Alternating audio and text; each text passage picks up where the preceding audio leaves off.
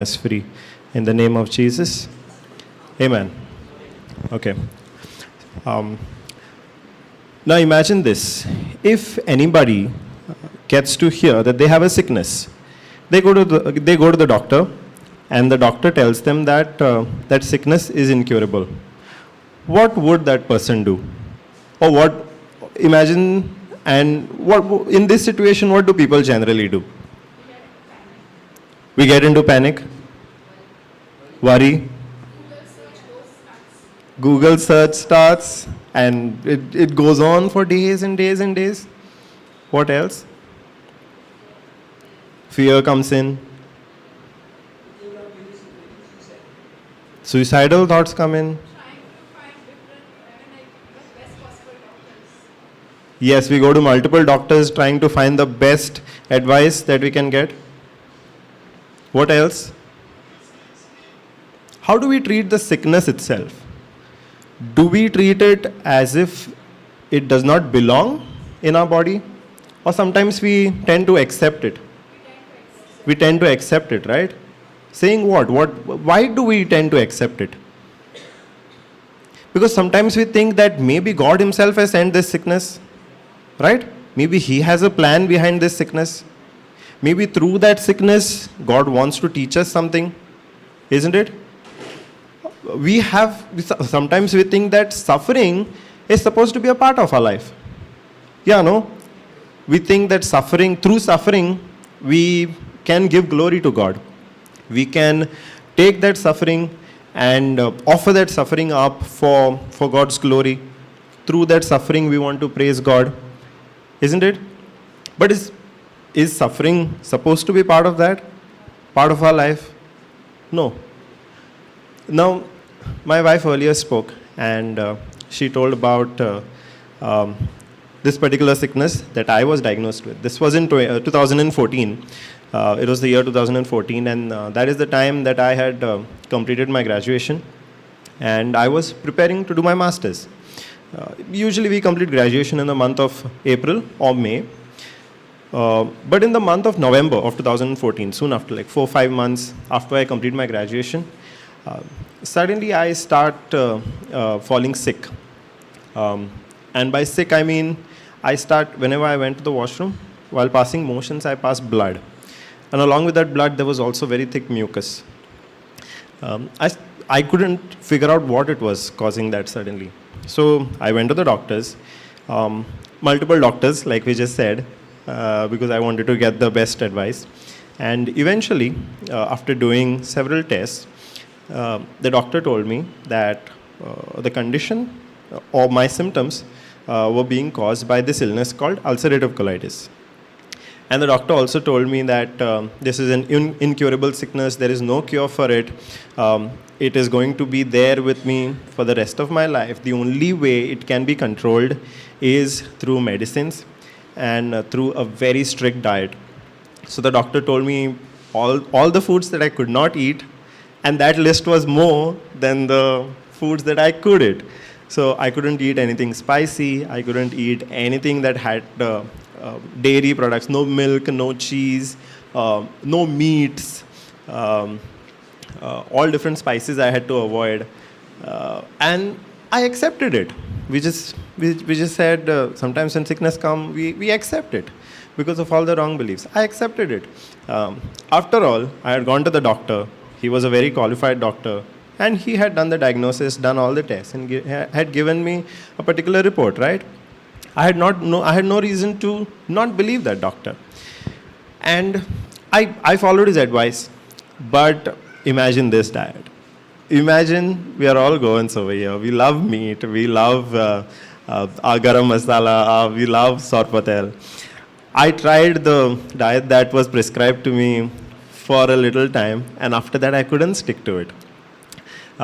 In this time, I was also taking lots of medicines. Because the symptoms were more.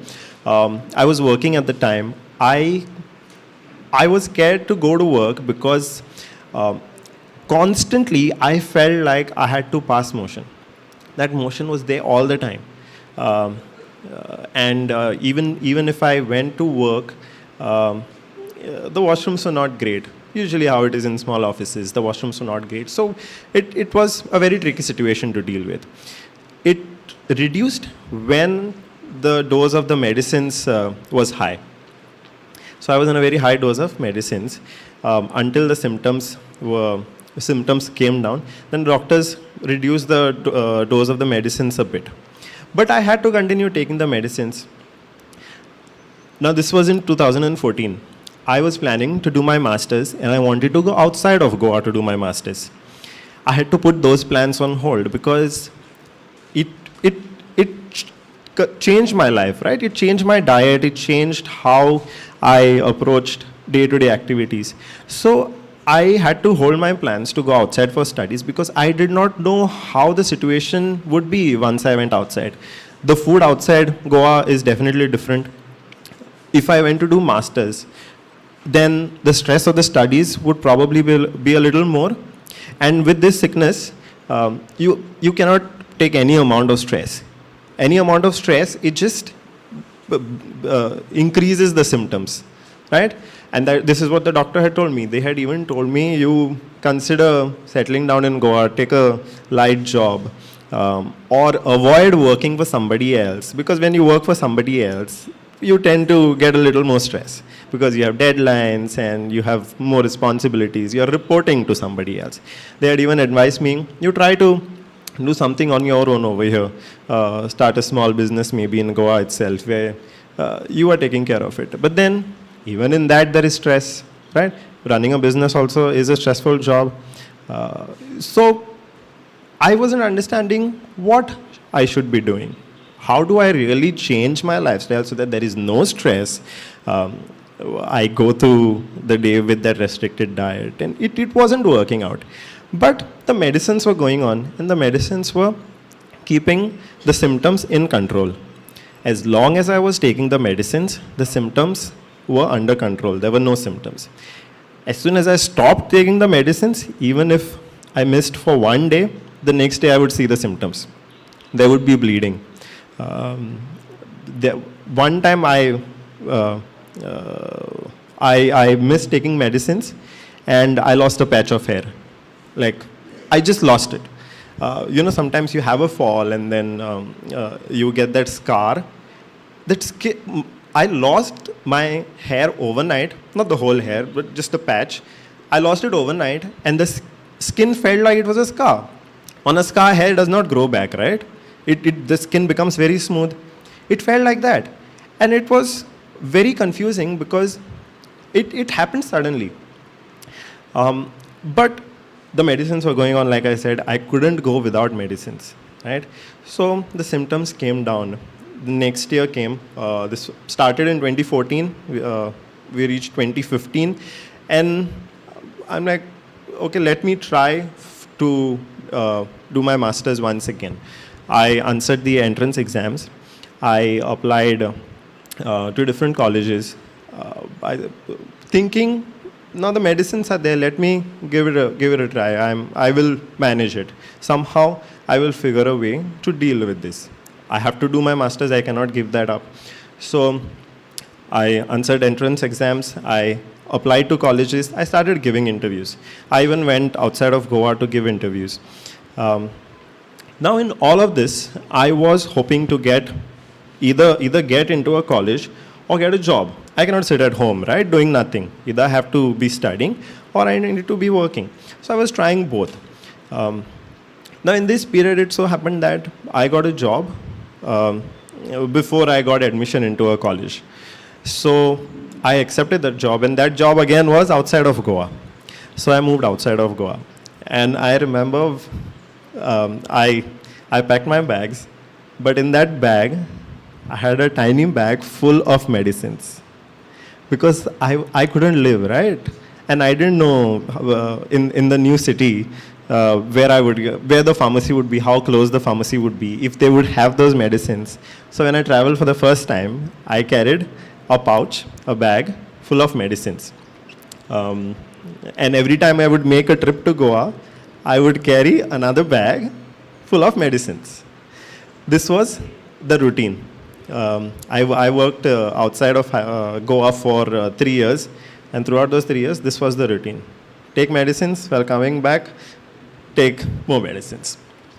Now, outside of course, the diet changed. I had to give them, sometimes I missed the medicines, the symptoms would start again, right? Then I would start the medicines again, the symptoms would be in control. Sometimes I would miss again with work, stress, symptoms would start. This was a routine thing, and I had come to accept it, right? Because all I was thinking of was what the doctor had told me at the beginning of the diagnosis, that this is a lifelong sickness that you are going to have, and all you can do is control it using medicines. Now, 2014, 15, 16, 17, 18, 19, come 20, all right? And in 20, what happens was the pandemic happens, and everything is shut down. Now, I was absolutely scared when the news of the pandemic was breaking out, because one of the things that the doctor had said was, with this particular condition, I cannot take any antibiotics, any medicines like crocin, whatever contained paracetamol. They had said, I cannot take this. It is going to make the conditions worse. Because this condition was ulcers in the intestine, right? So whatever medicines we normally would take for fever, and at that time, in the beginning of the pandemic, since we did not have vaccination or did not have any other medication, the doctors were prescribing crocin or something, right? Those are the very medicines that I could not take, because that would make my condition worse. And because of that, I was absolutely scared. I would I would wash my hands. Every time I went out, came back, I would wash my hands. I would force it on my family to do the same thing. My mother, my brother, my father, I would force them to wash their hands, wash their clothes immediately. Anything that was brought from outside, food, fruits, any grocery, they had to be washed, and we had to be absolutely careful, because I was scared, right? And I was trying to control the actions of my parents also. Now, in all this while, for many years, my relationship with my father was a bit not okay. We fought with each other. We did not agree with each other. And this started becoming more because of this very thing of the, I wanted him to wash his hands and be absolutely careful about where he goes, who he meets. And he has his own choice, right? Sometimes he would not do. Sometimes he did it in his own ways. If I didn't agree with it, that led to a fight. One day it so happened that we had a major fight in the family. Very heated words were exchanged between me and my father. And once that fight got over, I sat alone, and I felt so bad about it. I'm like, is this the life I really want? Because that fight was very intense. And I thought to myself, no, I don't want this life for myself where I'm fighting so intensely with my father. I don't want it. And I broke down crying. Now, what is the way out, right? The only way I knew was through prayer. But at that time, my prayers were all formulas. That's the only way I knew to pray. Our Father, Hail Mary, all those formulas. I only knew to repeat the prayers that we already have written. I did not know to make a prayer on my own. I would fumble for words. I didn't know what to say to God. The only easy way out was say an Our Father, say a Hail Mary. That's the only way I knew. Or we have prayers for specific needs, right? Prayer to Mother Mary for different needs. Prayer to St. Francis Xavier, prayer to Venerable Father Agnel or St. Joseph Vaz. I used to say all of those prayers because it was easy. My job was easy. I did not have to think what to say to God. I just have to repeat what somebody else has written. And that is what I was doing. But that is also the time that Brother Johnson started taking Zoom classes, right? Every day Zoom classes, whole day, more than 8 hours, more than 10 hours also, if I'm not wrong. That is the time he started taking those Zoom classes. I wasn't listening. I did not listen. But my wife had made the decision that she's not going to do anything else. She was rooted in the Word, and when she got that opportunity to listen to preaching the whole day, from morning till evening, she decided to drop everything, just listen to preaching. Because it had never happened before, right? That we could join a Zoom session from your home and whole day preaching would happen. So she decided to do that. Now, she was in the Word, I wasn't in the Word. But she was doing her job of sowing the seeds in my life. She did not push me. She sent me a lot of teachings. She sent me a lot of testimonies, which I did not. I played like for the first 5 minutes, and then I would get bored. I would drop that video. I would stop watching that video. Now it so happened that, like she said earlier, she came across this testimony of Sister Angeline. If any of you have heard the Sower and the Seeds recording, it is a part of that. Sister Angeline's testimony, where she had the same condition that I was having, ulcerative colitis, right? So my wife sent me that testimony of hers, and I was seeking for the Lord, right? Seeking for comfort from the Lord, and because I was having a very difficult relationship with my father, and with things at home were getting tense, and I did not want that. So I was open to listening, and when that testimony came as a seed, I heard that testimony. And while hearing the testimony, I broke down. Because in my mind, I was like, I've been suffering through this sickness for so many years now, just making do with whatever the doctor's report had said, trying to manage in all different ways, medicines and diet and all different things, trying to make it work on my own. And here was Sister Angeline testifying how through the Word of God, she was delivered from that same sickness. And it was a miraculous sickness, because the doctors had said there is no cure for it, right? My question was, how did Sister Angeline get out of this sickness? What is the Word of God? And if the Word of God could heal Sister Angeline from this particular sickness, that same Word can heal me also, right? So I broke down when I heard that testimony.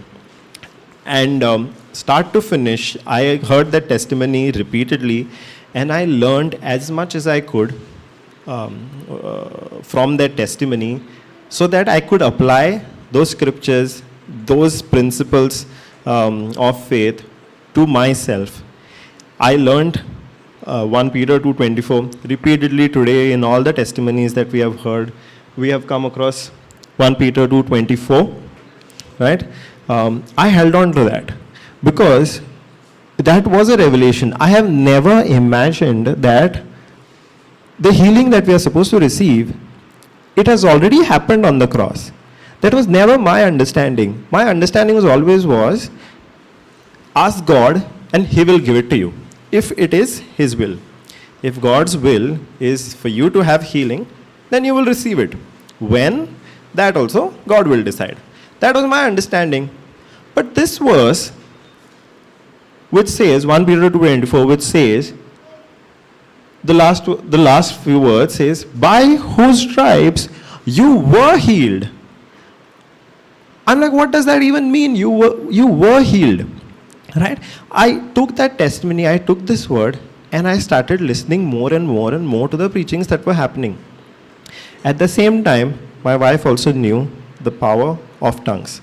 So she pushed me to get the gift of tongues. And we tried that. Now with the gift of tongues also, we have a lot of misconceptions that if it is God's will, you will have it. You have to keep praying for it. You have to keep asking for it. You have to keep trying in different ways. But no, gift of tongues is the inheritance of every Christian, because all of us have the Holy Spirit in us, right? And that is the language by which we directly communicate with God. So in this time frame, I also got the gift of tongues. And at that time there was nothing to do, right? It was the lockdown. There was nothing else to do. So I prayed with the gift of tongues the whole day. Even when the lockdown eased a little and we could travel back and forth whenever I was going to meet my wife at that time. I mean, we were dating at that time. We got married recently. At the time, we were not married. So whenever I went to meet her, on the way, it took me 45 minutes. So for those 45 minutes straight while riding, I would only pray in tongues, right? In my prayer had changed from saying the usual formulas, Our Father, Hail Mary, and the other formulas, to this scripture. I started confessing this scripture because that's what I had learned through Sister Angeline's testimony. I kept saying, thank you, Lord, that by your wounds I am healed. Thank you, Lord, that by your wounds I have been healed. That is what we saw in another translation, right? Instead of saying, by his stripes you were healed, it also says, by whose stripes you have been healed. And that is what I kept confessing. Thank you, Lord, that by your wounds I have been healed. Thank you, Lord, that by your wounds I have been healed.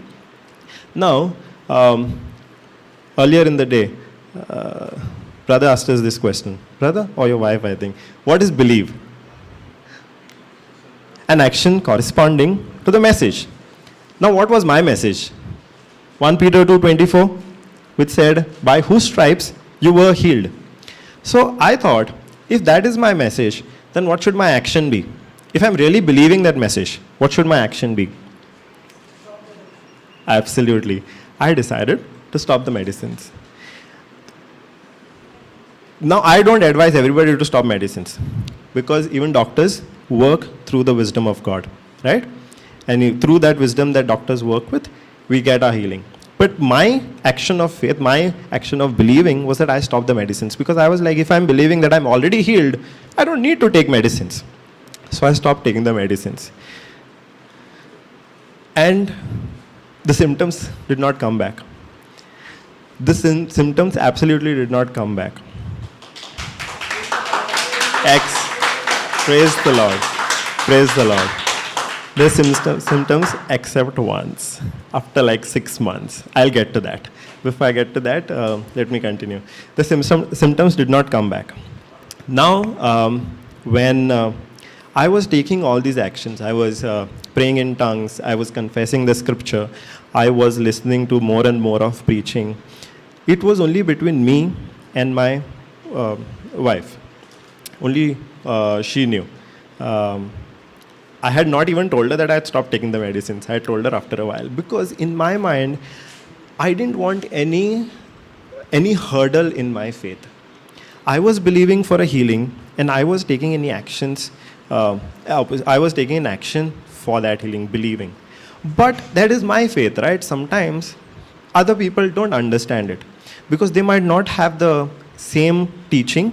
They might not have the same knowledge of the word, and they can ask you questions. They can sometimes get you to do things which contradict your action of faith, right? So I had not told even my wife. I had not told my mother, my brother, my father. Nobody. It was just between me.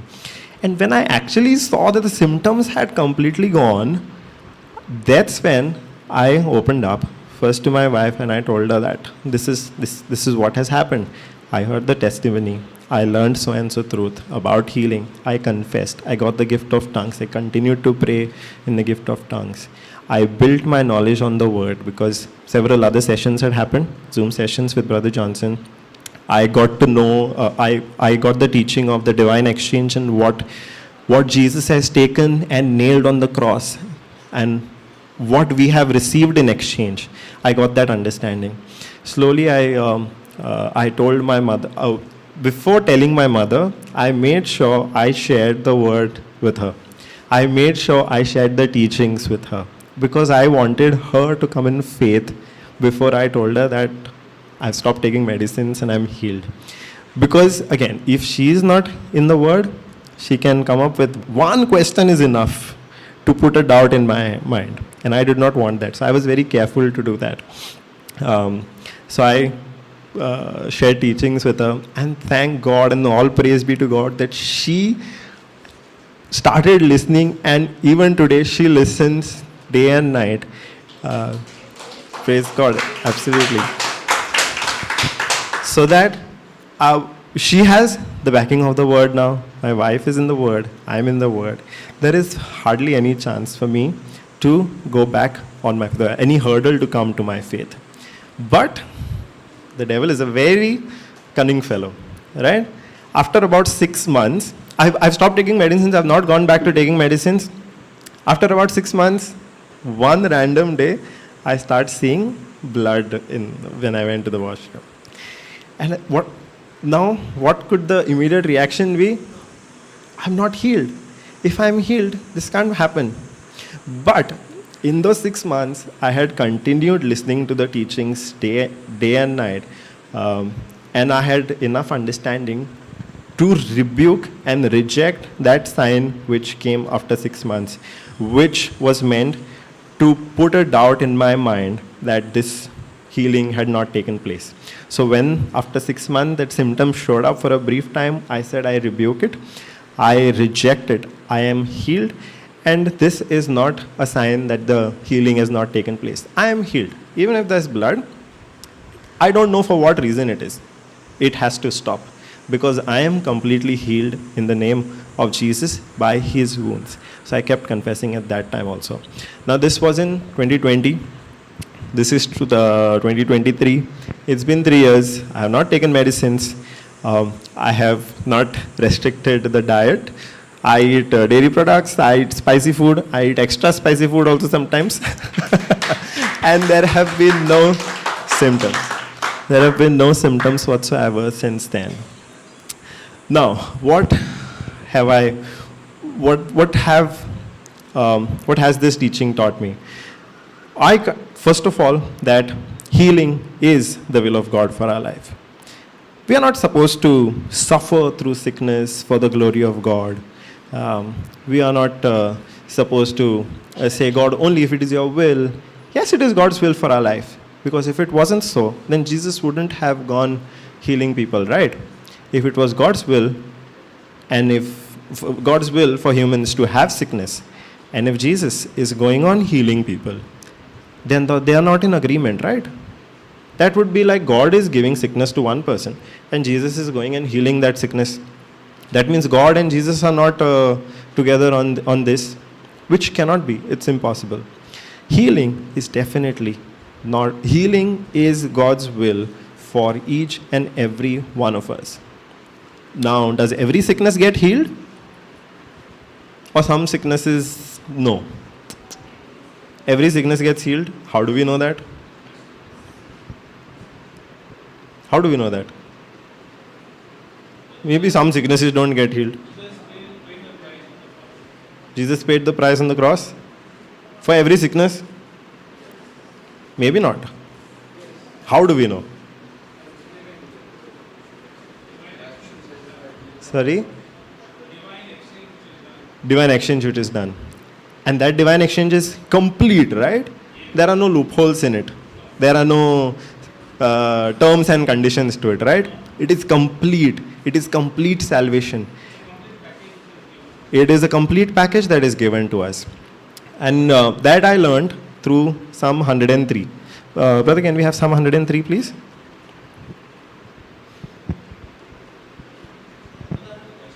Yes, brother.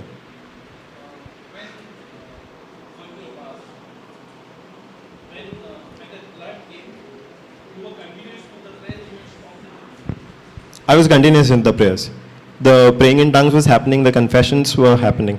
Confessions had changed. Confessions were, by that time I had got the white book. So instead of going on confessing 1 Peter 2:24, I had stopped. Because I was already healed, right? After a point, the confessions had changed. But the confessions, the praying in tongues, listening to preaching, that was continuous. I think I stopped the medicine after about somewhere between 1 week and 1 to 2 weeks. So maybe you can say about 10 days. Before there was no understanding when you were praying. No. Yes, there was no understanding. I thought I had understanding because I was a catechist.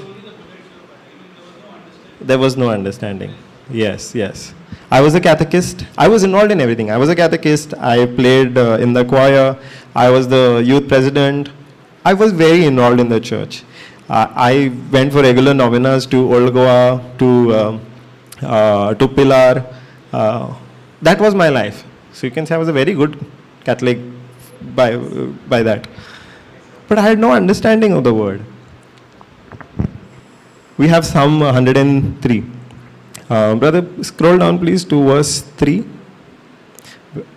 What does verse 3 say? Who forgives all your iniquities, who heals all your diseases. By this I knew that every disease was meant to be healed.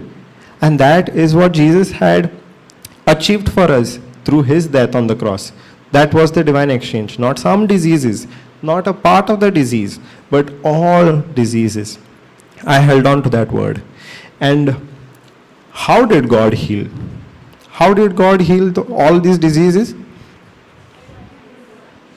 By the sacrifice of Jesus. And the same thing we have in Psalm 107. Brother, Psalm 107, please.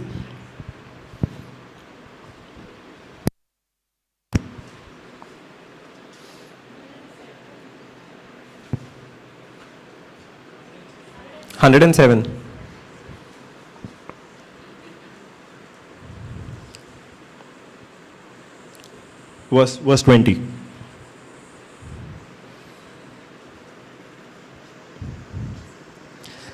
In Psalm 107, verse 20, we see that he sent his word and healed them and delivered them from their destruction. So how did God heal everybody, heal all of the diseases? Through his word. And through John 1:1, we know, through the Gospel of John, chapter 1, verse 1, we know that Jesus is that word that came to earth, and through his sacrifice on the cross, by giving up his own life, is how all of our sicknesses have been healed. Now, how do we receive those sicknesses? If Jesus has healed all our sicknesses, why do we still have sicknesses? Why do we still fall sick? And when we do fall sick, what do? We speak. Life and death depends. Yes, yes. And then it comes to pass, right? We say a lot of words which, without really understanding, brings sickness in our life. In Konkani, very often we'll hear people saying, "Paad podu moje," or "Paad podu ani kona chahiye." Right? That is a very common word we used, "Paad podu." Praise God, now you don't anymore. Hallelujah. So we speak words like that, no? And our words have power. And these words of curse that we speak upon ourselves, upon other people, are the words that bring sicknesses and other types of curses in our life. All of those words are definitely not there in the Bible, right? The words that are there in the Bible are life and health to all of us. Words which contradict the words which are there in the Bible bring curse, sickness, diseases in our lives. Now, have you heard of the story of King Jehoshaphat? Okay, before I go to that, I want you to imagine this, okay? You get down, you want to come to this place, okay? You want to come to this place, you get down at the highway, you're walking in, right? Now to come over here, it's a narrow road, right? It's a narrow road. You're walking in, but in that narrow road, you see 3 dogs very fiercely howling at you, right? What would your reaction be? Would you be scared? Or would you confidently walk through them? They're there, they're waiting for you. They are gritting their teeth, they are howling at you. Anytime, it looks like anytime they can attack you, right? Would you walk? No, right? You can command them.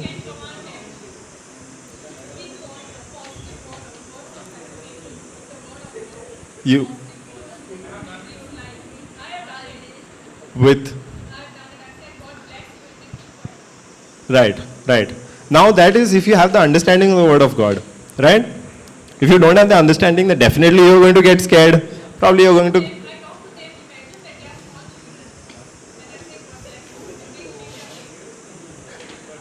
and then they become docile. Yes, definitely. It's going to cause so much of fear. Now, how many of you all have heard the story or read the story of King Jehoshaphat in the Bible? We find it in 2 Chronicles. Brother, can we have 2 Chronicles chapter 20? Now, the story of King Jehoshaphat is that he was one of the kings of Israel. He was the king of the tribe of Judah. We are not going to go through his entire time of being a king. I want to touch upon one particular episode that happened during his reign. Okay, there was a time where Judah was a small kingdom. Out of the blue, one day what happens is 3 other kingdoms decide to attack the kingdom of Judah. 3 other kingdoms. Now Judah is a very small kingdom. 3 other kingdoms want to attack. Those are those 3 dogs that I asked you to imagine, right? They want to attack you. Now in that moment, like you said, you would also get scared, right? That is what happened with King Jehoshaphat, right? Let's go to verse 6, please. How did King Jehoshaphat deal with this particular situation, right? If we read the verses before that, brother, go to verse 4 and 5.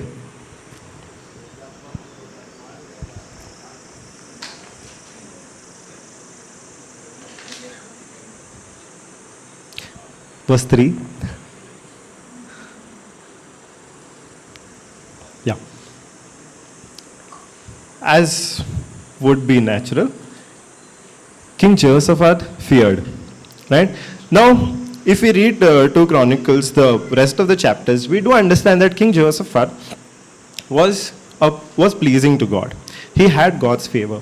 And that favor was shown to King Jehoshaphat in different battles. Right? King Jehoshaphat had that close relationship also with God. But over here, if he had that relationship with God, why did he fear? Why do you think he feared? I mean, if he had a relationship with God, then he should also have had that confidence that God would figure some way out to deal with this particular situation where 3 other kingdoms are coming to attack him. In fact, they are already at his borders, right? The story tells us that they were already at his borders. They were not even far away marching. They were already encamped around his kingdom. They had surrounded him. So why did he fear?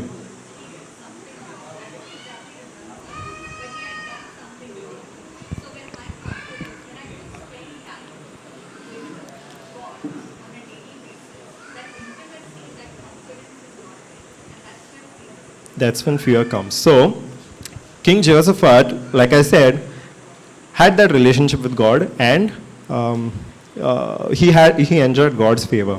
But in 2 Chronicles chapter 18, he had done something which went against God's wishes. He had formed an alliance with a different kingdom, which was an ungodly kingdom. And God did not want King Jehoshaphat to do that. But he had still gone ahead and formed that alliance. And because of that alliance, he had suffered some defeat. So King Jehoshaphat knew he had done something wrong. And because of that knowledge of this something wrong, a wrong action that he had taken, his confidence wavered and fear crept in. The same thing happens in our life also, right?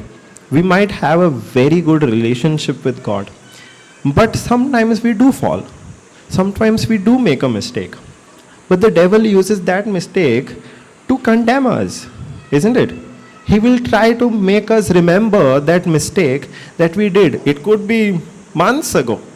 But at a very vulnerable period, the devil will remind us of that mistake. And through that mistake, he will try to sow fear in us. Because once fear creeps in, then it short circuits our faith. Right? Now, the ideal situation over here, King Jehoshaphat should have had faith in God, right? But as long as the devil was able to sow the fear, it would short circuit the faith. That is why again and again and again, whenever somebody has, or God appears to somebody in the Bible, or the angel of God appears to somebody in the Bible, the first verse that they speak is, do not be afraid. Right? God had spoken that to Moses. When Moses encountered God through the burning bush, God said, do not be afraid. Right? When angel Gabriel appeared to Mother Mary, he said, do not be afraid. When angel Gabriel appeared to Zacharias, he said, do not be afraid. Because every time fear creeps in, it overpowers the faith that you can have. And the miracle that is due to you, that is your inheritance, that fear that comes in can keep that miracle away, can keep your faith from working. And if your faith cannot work, then your miracle also cannot come. So over here we see that Jehoshaphat feared. But did he stop at that? Did he fear and then say, okay, I can't do anything now? No. He went ahead, and what did he do? He set himself to seek the Lord. We do mistakes, right? We do mistakes. But it is absolutely important that we do not get stuck at those mistakes. We have the ability, we have to set ourselves on the road. We have to quickly turn to the Lord, right? And our Lord is so gracious that He's not going to say, you did that mistake, so you cannot come close to us. You cannot, God is not going to say, you made a mistake, so now I have taken my Holy Spirit back, right? In the New Testament, God tells us, Jesus has told us that you are going to receive the Holy Spirit. And the Holy Spirit is going to never leave us. But sometimes what do we think? When we make a mistake, we say the Holy Spirit has left us. And then we keep praying, Holy Spirit, come again. Right? Until we start feeling a little cleaner. That's when we think the Holy Spirit has come back. But that is a very wrong understanding, right? God's word never said that if you make a mistake, the Holy Spirit is going to leave you. In fact, the word of God told us that the Holy Spirit is always going to be there with us. He's never going to leave us, right? So, what did King Jehoshaphat do? He quickly turned and sought God. And what was his way to do that? He proclaimed a fast throughout all of Judah. Was he mad? There are 3 armies, aren't there 3 armies at his borders? He's supposed to go to war. What is he doing proclaiming a fast? His army, he's supposed to prepare his army, right? To fight. And he can't keep them hungry. Was he mad? No, he wasn't mad. Because he realized that it is not his might that is going to win this battle for him. His trust was not in himself, in his military intelligence, not on his strategies. His confidence was not on his army. Where was his confidence? When 3 armies are standing at his borders, ready to attack anytime, where was his confidence?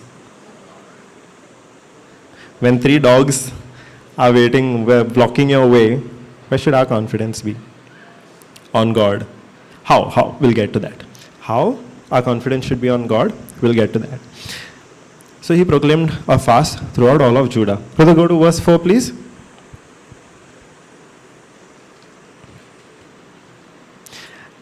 And Judah gathered themselves together to ask help of the Lord. Even out of all the cities of Judah, they came to seek the Lord.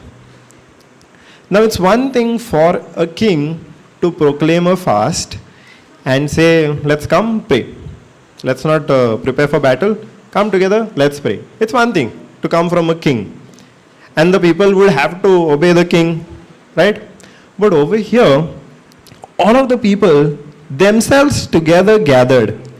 And they came together to ask for help. Why? Because the same king in previous chapters we learn, we'll not go there now, but in previous chapters we learn that the same king had sent out prophets to prepare the people with the word of God. So it wasn't just that King Jehoshaphat had the knowledge of God. He had sent out prophets, and the people also had the knowledge of God. So to them, it did not look like foolishness that their king, despite having 3 armies at the border, is saying, let's proclaim a fast. They also understood that it is not by their own strength that they are going to win this battle. So they also came together with their king to seek the Lord. Brother, next verse. And Jehoshaphat stood in the congregation of Judah and Jerusalem in the house of the Lord before the new court. From the next verse, we are going to see what prayer Jehoshaphat did. Now it was don't scroll, it was a very templatized prayer, only a formula. And don't scroll, brother. He only repeated words that somebody had given to him, written many years ago, and a prayer that was shared to him on WhatsApp. He only repeated that. A prayer he had written. Another thing that he did, he had a prayer written on a paper somewhere. He only repeated that. Right? What do you think? At that time, he definitely had WhatsApp. You cannot tell me he did not have. No, that's not what he did. What did he do? Right? Let's read. From verse 6 to 12, we see the prayer that King Jehoshaphat made. He said, O Lord, God of our fathers, are you not God in heaven, and rule not thou over all the kingdoms of heathen, power and might, so that none is able to withstand thee? Verse 7. Art not thou our God, who did drive out the inhabitants of this land before thy people Israel, and gave it to the seed of Abraham thy friend forever? And they dwelt therein, and have built thee a sanctuary therein for thy name, saying, before we go to the next verse, what did he do? Can we go back to verse 6? 6 and 7. He said, O Lord, God of our forefathers, are you not God of the heaven? Do you not rule over all the kingdoms of heathen? And in thy hand is there not power and might, so that none is able to withstand thee? Does that not sound like praise? The very first line of his prayer, he did not say, God save me, there are 3 armies waiting to attack me. His very first line of the prayer was, God, I praise you. You are the God of armies. Power and might is in your hand. The very first line of his prayer was praise. But sometimes we fail to do that, right? We directly go to asking God for some solution. God, I have a sickness, heal me. God, I have financial troubles, give me more money. God, I need a new job, give me a new job. No, that's not. Imagine compare maybe a little bit of a loan and having 3 armies. 3 armies can literally kill you and your entire kingdom. It was a matter of life and death at that time. And even at that time, King Jehoshaphat, in his first line of prayer, praised God. Why did he do that? Why was he praising God? Praise paralyzes the enemy. Praise paralyzes, but here the enemy was not listening to that praise. So how will it paralyze the enemy? Here the enemy was not the kingdoms, right? The enemy was the devil who had used those 3 kingdoms to come against Jehoshaphat, right? Now, he said this prayer out loud also. Now, all of the kingdom had gathered along with him to make this prayer. When he says these things out loud, what would happen to the people who are hearing these things? Their thoughts are also going to shift from the enemy to how mighty the God is, right? So, along with praising him, praising God, King Jehoshaphat is also reminding his people how mighty the God is, how mighty their God is. Right? So, the first two lines, verse 6 and verse 7 of his prayer, are praise. He is magnifying the Lord. Right? He is making the might of God more powerful than the enemy. He's changing their imagination, first of all. He's painting a new picture for them. Because the minute you hear that three armies are there waiting to attack you, your picture is that, right? Thousands and thousands of soldiers with weapons waiting to attack you. That is the imagination, that is the picture that you have in your mind. But here, King Jehoshaphat, by praising God, he's changing that picture. And the same thing should happen in our life also, right? When we have a problem, first thing we should be able to imagine our inheritance. If we want healing, we should be able to imagine ourselves already healed, right? Once we believe, the mental picture should change, right? If we believe that we are already healed, we should see ourselves already healed, right? And why do we make confessions then, right? This is the very reason we make confessions again and again, right? When we say, by your wounds, Jesus, I am healed. By your wounds, I am healed. What that confession is doing is helping us change our picture. If, because of the sickness, the picture that we had in our mind was of that sickness, the pain, the symptoms, by repeatedly confessing the word of God, by your wounds, Jesus, I am healed, we are changing our picture. And once we change our picture, that it boosts our faith. That helps our faith really work. What did King Jehoshaphat do next? Verse 9.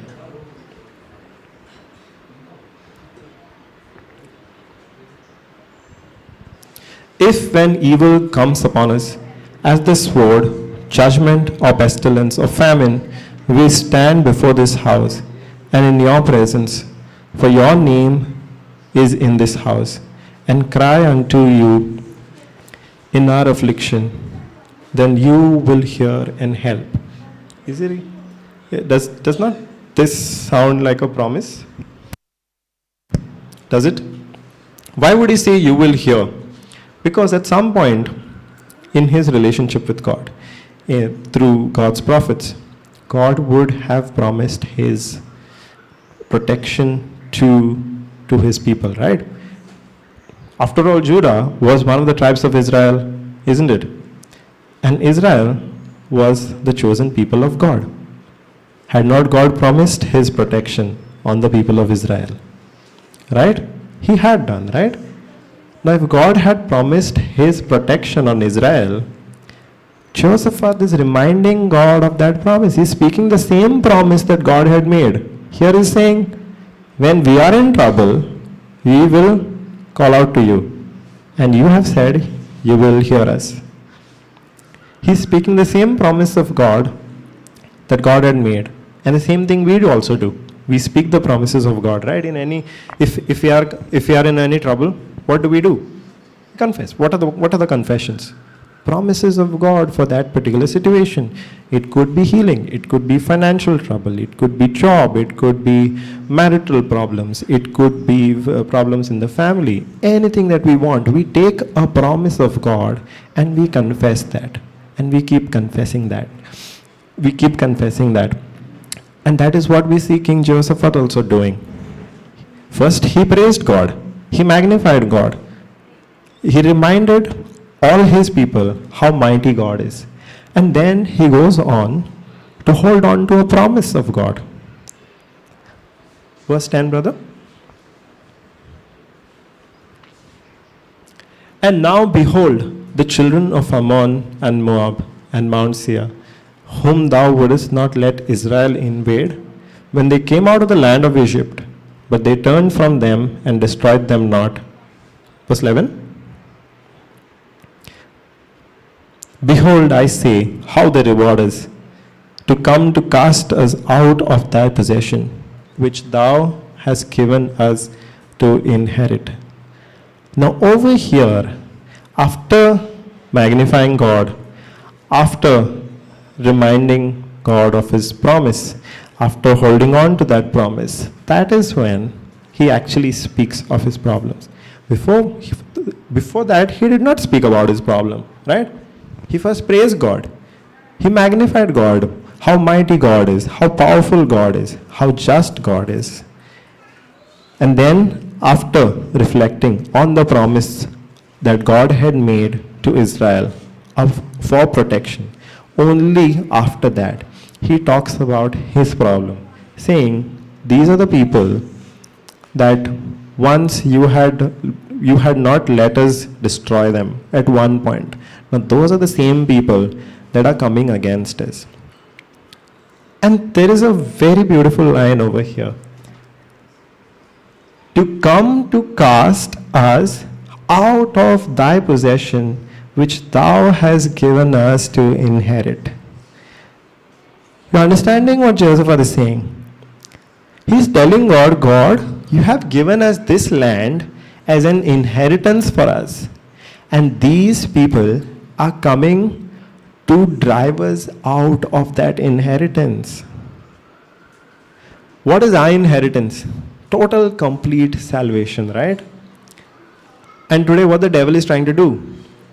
Take that inheritance away from us. Healing, complete, perfect health is our inheritance because of Jesus' sacrifice on the cross. But the devil tries to take that away from us. At the same time, we need to realize that the devil, just as these three kingdoms tried to drive out the kingdom of Judah from the inheritance, from the land that God had given them, the devil is trying to do the same with us. Right? Are we going to let him? No? No, right? We are not going to let him drive us out of the inheritance. We are not going to let him steal the inheritance that God has given us. But how? What is our plan? What do you think Jehoshaphat would have done? He prayed to God, and then God would have given him a strategy. You attack from left side, and then you have another group attacking from the right side, and then you surround the army and attack from all. Some strategy God would have given them, no? Because God has to make sure that King Jehoshaphat wins. Otherwise, what kind of God, yeah? If he lets his people lose, what kind of a God he is? Did God do that? What did he do? What do you think he did? Sorry? Praises. Absolutely. Let's go. Let's look at the last line of King Jehoshaphat's prayer. O our God, will you not judge them? For we have no might against this great company that comes against us. Neither do we know what to do, but our eyes are upon you. O our God, will you not judge them? For we have no might against this great company that comes against us. Neither do we know what to do, but our eyes are upon you. What is King Jehoshaphat doing over here? He is confessing his entire dependence on God. He is not saying, God, give me a strategy and I will go and fight the battle and I will win the battle. He is saying, God, I don't know what to do, but I look to you because I trust in you. And you are our protector. Now recount whatever he has done, okay? First of all, he has praised God. He has magnified God as the most powerful God. Then he has reminded everybody of a promise that God made. And then he has told God, so we have a problem. But then finally he's saying, God, I don't know how to deal with this problem. But I know that you know. And I'm entirely depending on you. My eyes are only fixed on you. So what does God do in this place?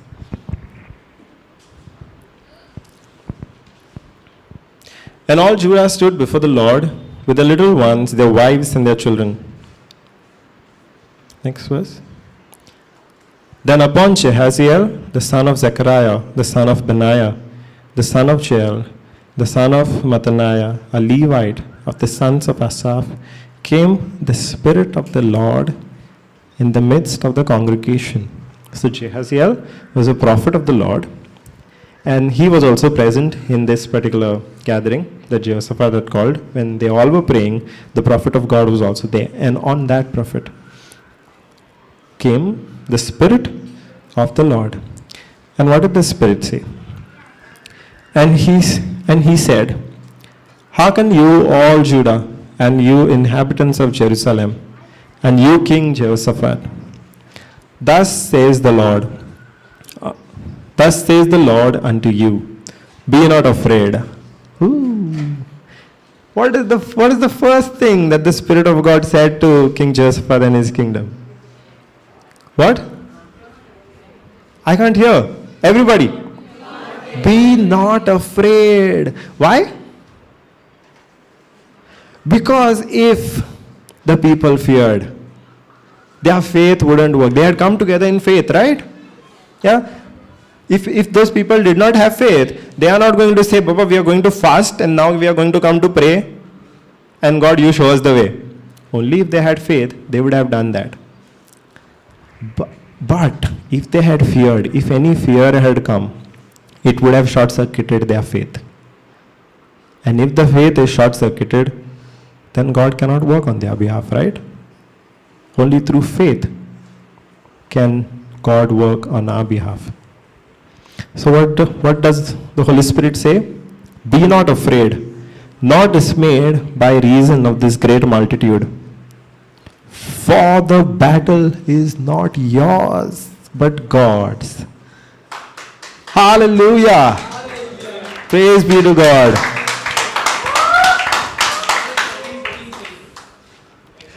Exodus 14:14. Absolutely. What does Exodus 14:14 say? In that also, Exodus 14:14 is about Israel, Moses bringing out Israel, the people of Israel from Egypt, and then they feel dismayed, and then they start grumbling, and then complaining, saying, "Why have you brought us out to die in this wilderness? And the army of Egypt is marching behind us. They're going to catch up to us, and we're going to all die over here." But God says, "Why are you grumbling? The battle is not yours.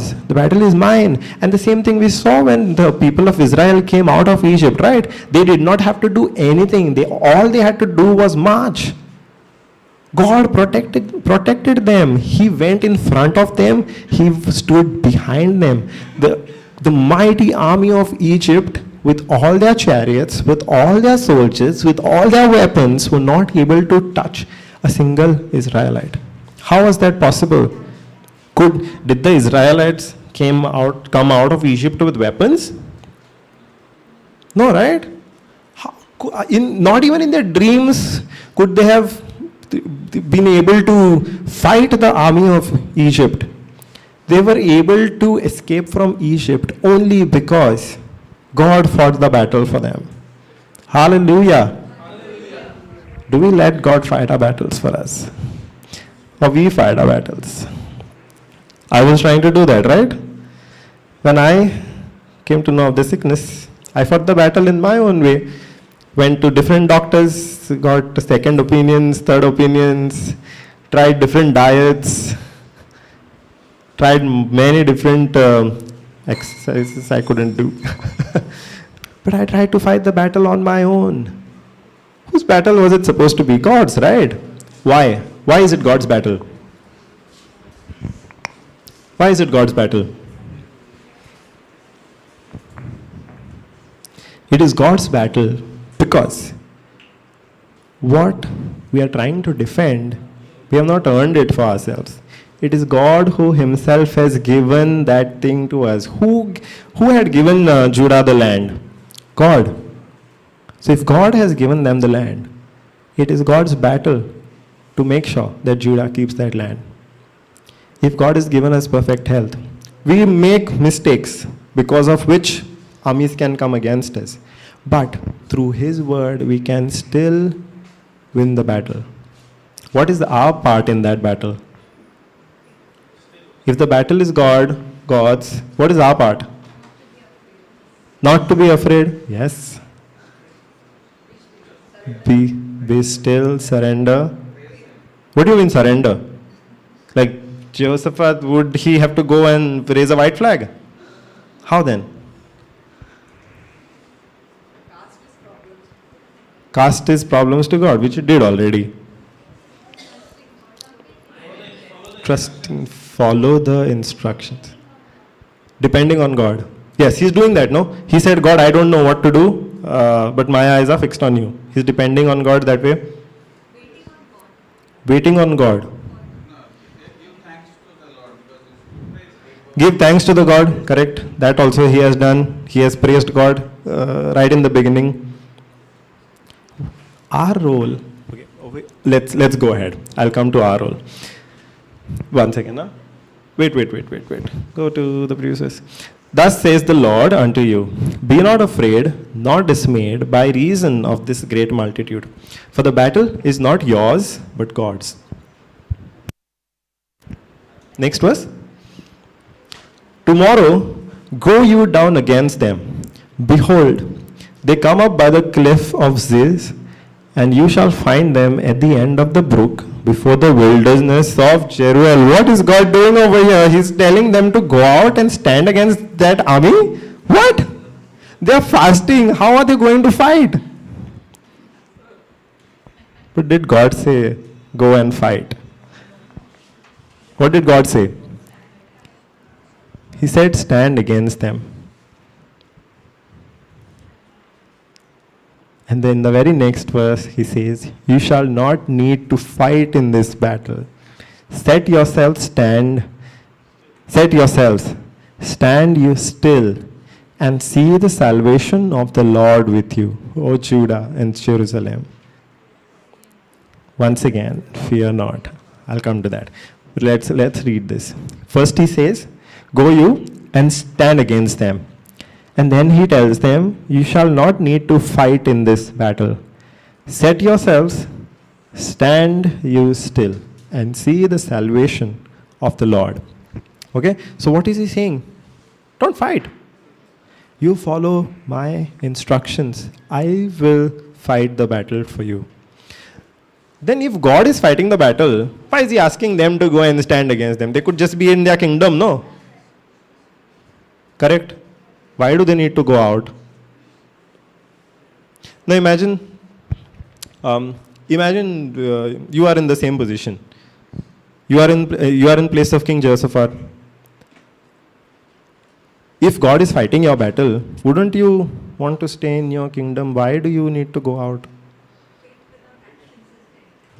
Faith without actions is dead. Can you all say that? Faith without actions is dead. Right? Now, they are having faith that God is going to fight for them. Now, that is the message that they have received. Now, if they believe that message, there has to be an action, right? An action corresponding to the message. Only then can we say they actually believe that message. Now, they have got a message from God. God is asking them, go and you stand against them. But you won't have to fight. Now, it is their faith that will make them follow those instructions. Now they can still say, God, in that also there is risk, no? What if the army attacks? God is saying, you go and stand before them at that time. What if the army attacks? Possible? You're walking in. You're saying, you are telling the dogs, the peace of the Lord is with you. You are a nice dog. There is still a chance that the dog is going to attack you, right? Can you take that risk? No matter what if the 14 injections, who's going to take? 14, is it now 14? Oh, 3, wow. Okay. But still, you have to take those injections. Can you take that risk? Jehoshaphat could have said, I don't want to take the risk. You fight the battle, you get. But if he had said, God, you fight the battle. You said, no, you're fighting the battle. I'm going to stay in my kingdom only. Would he be able to see the victory that God wins for them? Do you know what victory God had planned for King Jehoshaphat and his kingdom? Let's read.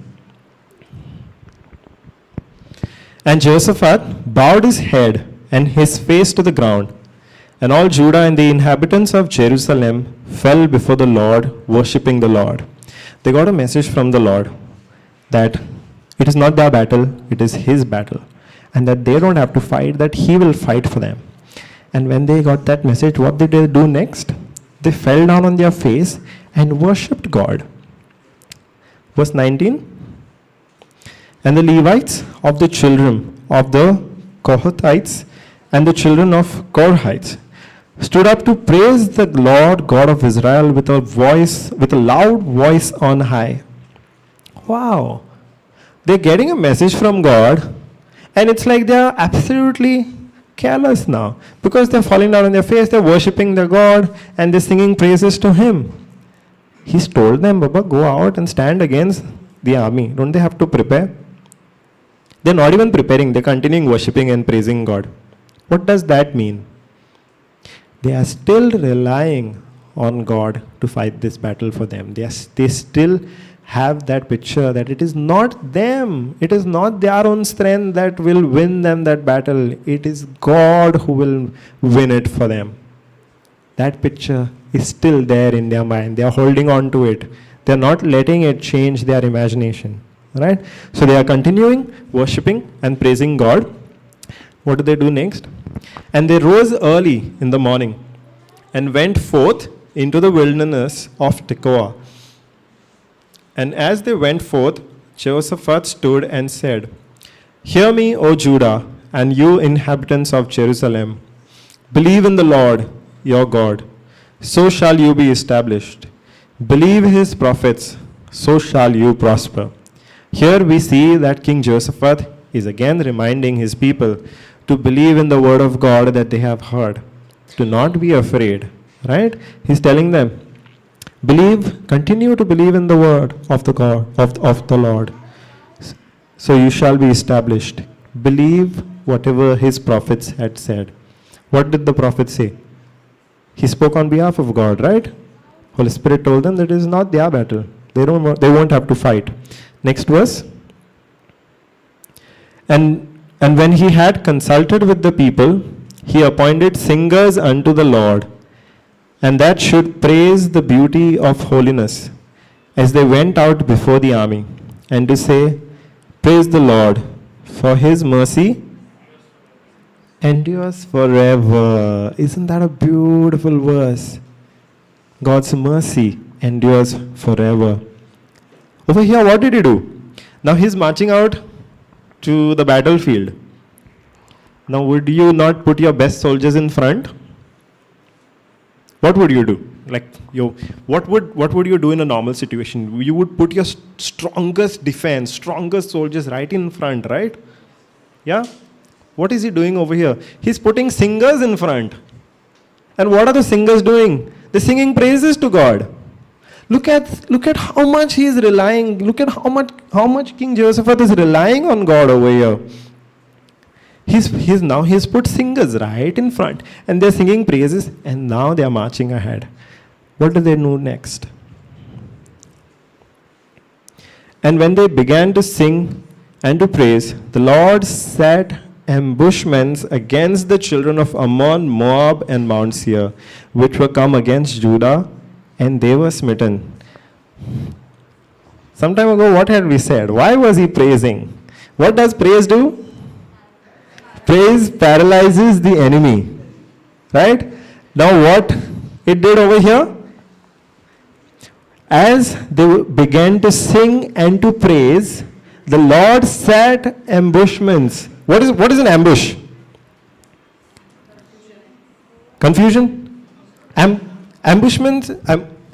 When you ambush someone, you surround that person so that that person has no way of escape, and you can attack from all sides. It's like a sudden attack that you plan, where the person being attacked has no way to get out of it. The Lord set ambushments against the children of Ammon, Moab, and Seir. These are the same three kingdoms that had come against Jehoshaphat, which were come against Judah. See? And they were smitten. What is smitten? They were confused. Let's go ahead. For the children of Ammon and Moab stood up against the inhabitants of Mount Seir, utterly to slay and destroy them. Hey, what happened? For the children of Ammon and Moab stood up against the inhabitants of Mount Seir. Wait. At the beginning of this chapter, these three kingdoms were together, right? And now two of them are fighting against the third one. How did that happen? Who did that? God. That was his plan. That is how he was supposed to fight the battle. What happens next? And when they had made the end of the inhabitants of Seir, everyone helped to destroy another. What? What? Could, in all his strategies, with his best of military generals, Jehoshaphat could have planned anything like this? Where the kingdoms fight amongst themselves? Impossible, right? This is only possible with God. Praise God. Hallelujah. What does the next verse say? And when Judah came toward the watchtower in the wilderness, they looked unto the multitude, and behold, there were dead bodies fallen to the earth, and no one escaped. So when Judah finally reached wherever they were supposed to stand, wherever the Lord had instructed them, when they came there, what did they see? By the time they reached that place, the war was already over. What were we talking about? Where Judah would have been better off staying in their own kingdom, not taking any risk. If they had stayed in their own kingdom, if they had not come out, would they have seen all of their enemies dead? None escaped, not even one. How is that possible? Jehoshaphat couldn't even have dreamt of this. That is the power of our Lord. That is, hallelujah, hallelujah. That is the power that in the very first line of his prayer, Jehoshaphat had professed, that in your hands lies all might and power. This is what he was talking about. Hallelujah, hallelujah. What does the next verse say? Verse 25. And when Jehoshaphat and his people came to take away the spoil of them, they found among them in abundance both riches with the dead bodies and precious jewels, which they stripped off for themselves, more than they could carry away. And they were 3 days in gathering of the spoil. It was so much. Can you imagine this? They march out, they see all their dead, all their enemies dead, and all their riches up for them. God did not only win the battle for them, God made them millionaires. Hallelujah. They took 3 days to only collect the spoils of that war. And they were 3 days in gathering of the spoil. It was so much. All this without firing a single arrow. What did he do? What? Now let's break down this whole scenario. What is the secret of Jehoshaphat's victory? Or rather, what process did he follow? Why was he able to trust God so much?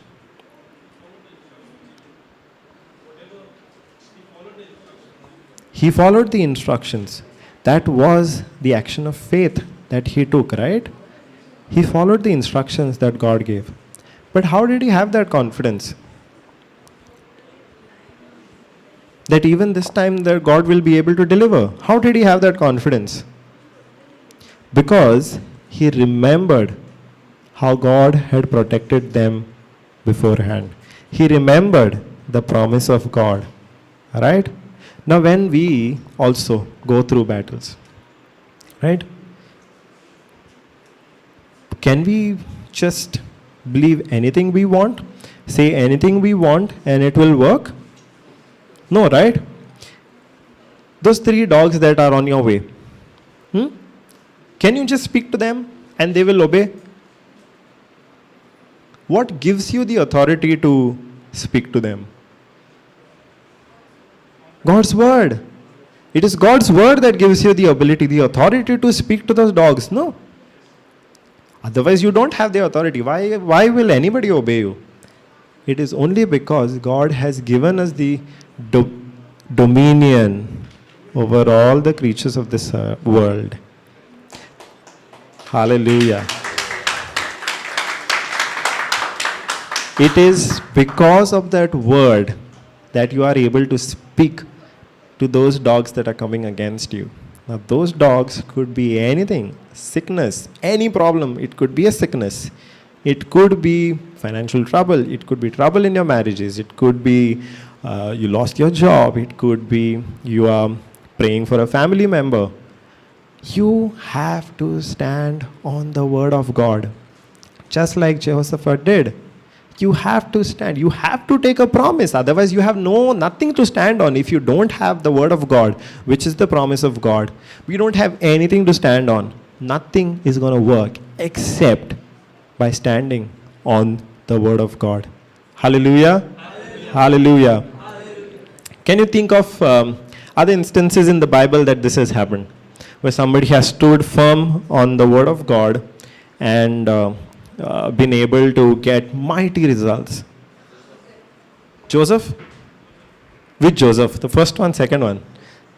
Old Testament Joseph or New Testament Joseph? Old Testament Joseph. What was the word that he was standing on? He had a vision which God had given him, and for so many years he cherished that vision. He did not let anything take that vision away from him, right? Through prison, through false accusations, he held on to that vision, which he was able to hold on to that vision because he developed patience. Otherwise, he would have like, God, you gave me a vision, you put me in jail, how is it going to pass? I don't believe in you. But no, he had patience and he held on to the vision that God had given him. That one day, his brothers and his father and different people are going to bow down to him. How did that come to pass? How did that come to pass? He became the second in command in Egypt. One day before, he was in the jail. And the very next day, he's second in command, second only to the Pharaoh, second only to the king. Is that possible? That kind of promotion without having the favor of God? Not possible, right? Somebody who is in jail, the very next day, he becomes as good as the ruler of the land. How is that possible? Only because he had the word of God and he had the wisdom of God through the Holy Spirit to discern the dreams of the Pharaoh and solve a problem for the Pharaoh. Over here also, now, over here, we learned that in Jehoshaphat's story, when they had gathered, there was a prophet, and we read that the Holy Spirit came upon that prophet. Are we in the same position? That when we are in the middle of a problem, we have to say, Holy Spirit, come with your fire, give us your wisdom. He's already there with us. We don't have to pray, Holy Spirit, come now once again. We have to acknowledge that He is there with us all the time. The Word of God says, John 14:26 says, brother, can we have John 14:26?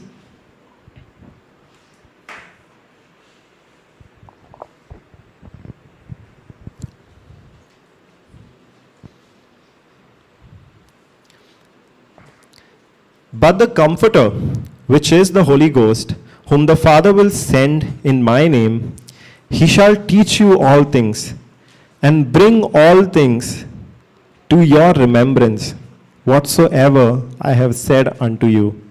What does it say?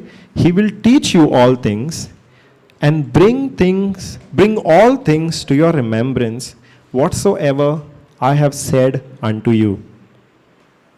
Now we have the Holy Spirit, okay? We believe that the Holy Spirit is always there with us. But How does the Holy Spirit help us? The Holy Spirit helps us through the Word of God. The Holy Spirit is not going to speak to us without the Word of God.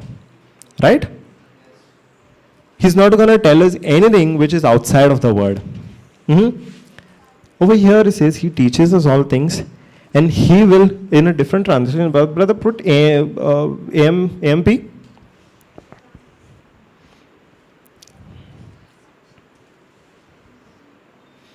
Scroll down.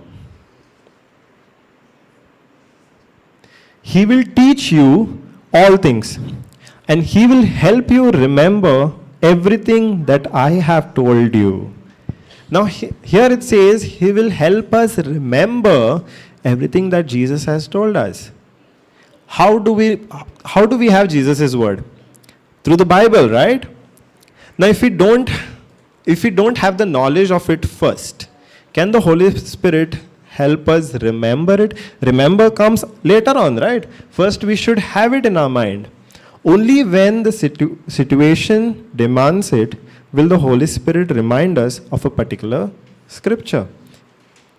For the Holy Spirit to be able to remind us, we need to already have it in our minds. You understanding? Everybody's understanding?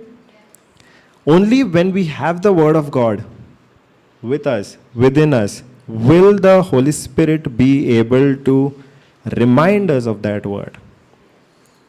So how do we remember all of the different promises of God that we can stand on? How do we know what the Word of God says? Ask the Holy Spirit. The Holy Spirit will say, the Holy Spirit will not be able to remind you which is something that you don't know, no?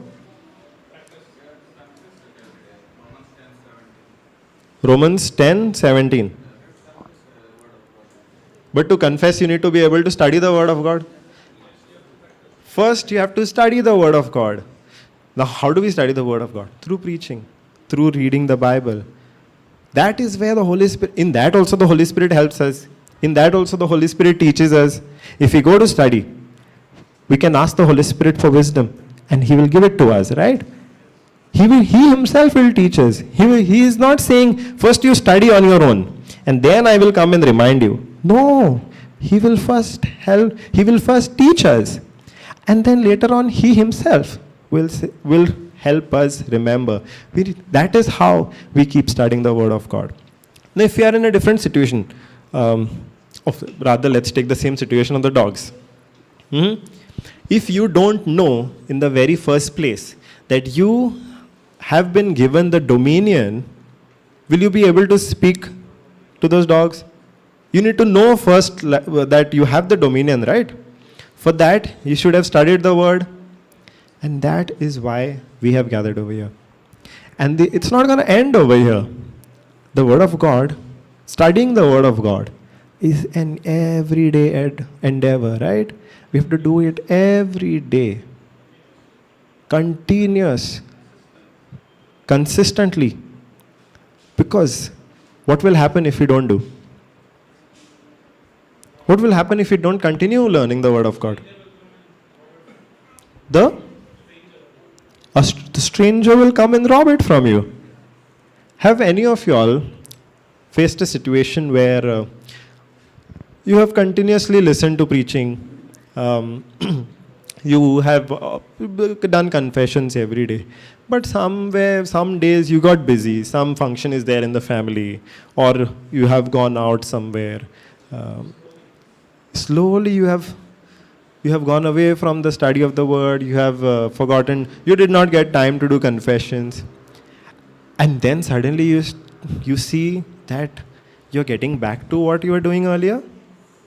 Suddenly, maybe you were getting angry earlier, but the Word of God had helped you overcome that.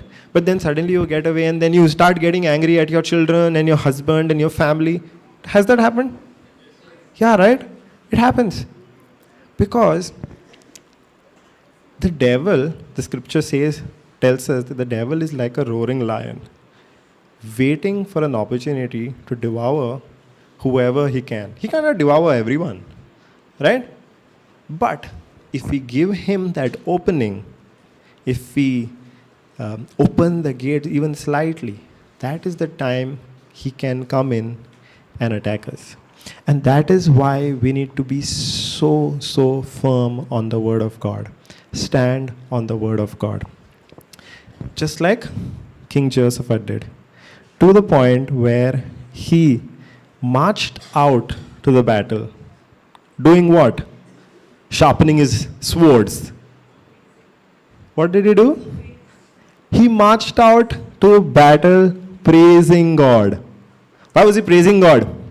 Because he knew what? He knew what? He, say again?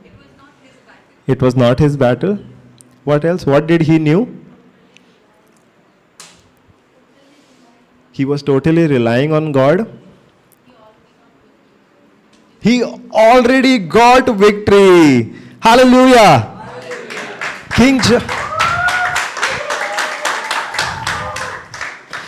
Jehoshaphat knew all answers are correct. He knew that the battle was not his. He knew that God was fighting it for him. But what does that mean? What does it mean when God fights your battle? Can you lose that battle? No? You cannot lose the battle when God is fighting for you. And that is what King Jehoshaphat knew. God is fighting each and every one of your battles. If you let him, if you follow his instructions, if you stand firm on his word. Hallelujah. Hallelujah. Praise Jesus. All right. So let's sum up all of the different lessons. When 3 dogs attack you, call out to God. Saying, God, take those dogs away. Is that what you do? Is that what you do? What do you do? You ask God to teach you how to go past those dogs. How to overcome that situation. If you are in the middle of a problem, you ask God to teach you how to. You ask God to teach you where to go. Speak to the mountain. Absolutely. We saw it earlier during the day when we saw the healing, where we saw the hands and legs grow. Which scripture did we use? We used Mark 11:23, right? Where we learned that we have to speak to the mountain, right? Our problems are our mountains. We are not supposed to speak to God and say, God, take this mountain away from us. We are supposed to speak to the mountain. God has given us that authority. He has given us that ability that we can speak to the mountains and the mountain will obey us. So any sickness, be it a sickness, be it financial trouble, be it a debt, be it maybe office politics, be it anybody coming against us, we can speak to that mountain and the mountain has to obey us. Because, why?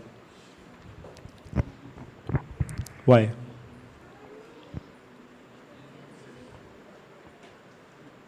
Why should the mountain obey us? Because the authority is given to us. Because God, in his redemption for us, has given us that authority that we can now once again rule. We were designed to have dominion, and now we can exercise it. Hallelujah. Hallelujah. So when we are faced with problems, first of all, if we follow King Jehoshaphat's example, we praise God. We magnify God. Yeah? We make God bigger than our problems. What do? We make God bigger than our problems. The same thing was done by King David, right? When he went to fight against Goliath, what did he do? This is another beautiful story. I have time, right? Okay. Oh, okay. Okay, can we do, can we have 1 Samuel 17?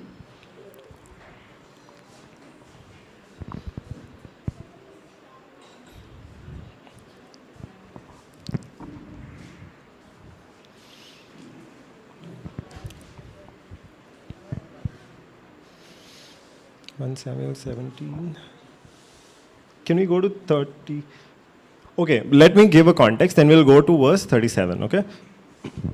Now, in this is 1 Samuel. In 1 Samuel chapter 17, this is the story of how Goliath is coming against Israelites. This is at the time when Saul was the king of Israel, and David was just a shepherd. He had not become a king at that time.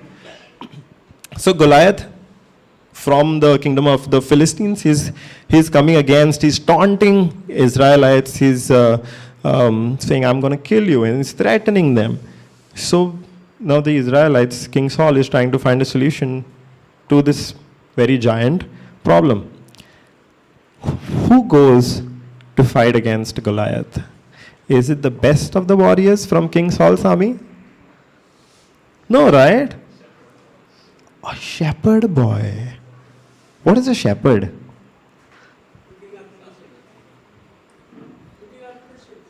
Looking after sheep. A shepherd is not used to fighting in a battle. What does a shepherd have in his hand? He would have never held a sword in his hand. All that he would have held is a stick to guide the sheep. Correct? That is what a shepherd is, right? Can you imagine a shepherd fighting in a battle where the whole country's existence is dependent on this battle? Very difficult, right? Was it like the army of King Saul did not have capable warriors? No. I don't think so. If they had capable warriors, why would King Saul send a shepherd boy to fight their battle? Think about it. I mean, practical, right? Definitely he wouldn't have had capable warriors in his army.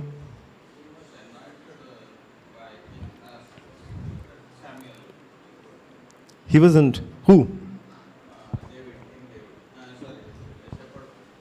Shepherd boy, David. David was anointed by Prophet Samuel. But he wasn't the king yet, no? No. You mean king, the Spirit of the Lord was not with the king and he was with the shepherd boy? How is that possible? Who is higher, king or a shepherd boy? King, right? Obviously the king. So who would the Holy Spirit favor? The king or the shepherd boy? Shepherd boy was favored by the Holy Spirit. How do we know that? Sorry?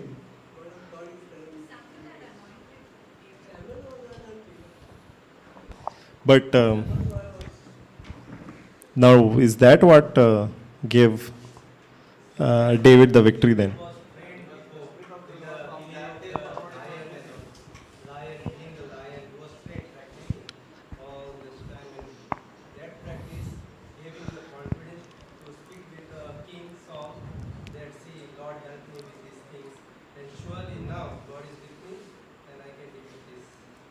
Correct.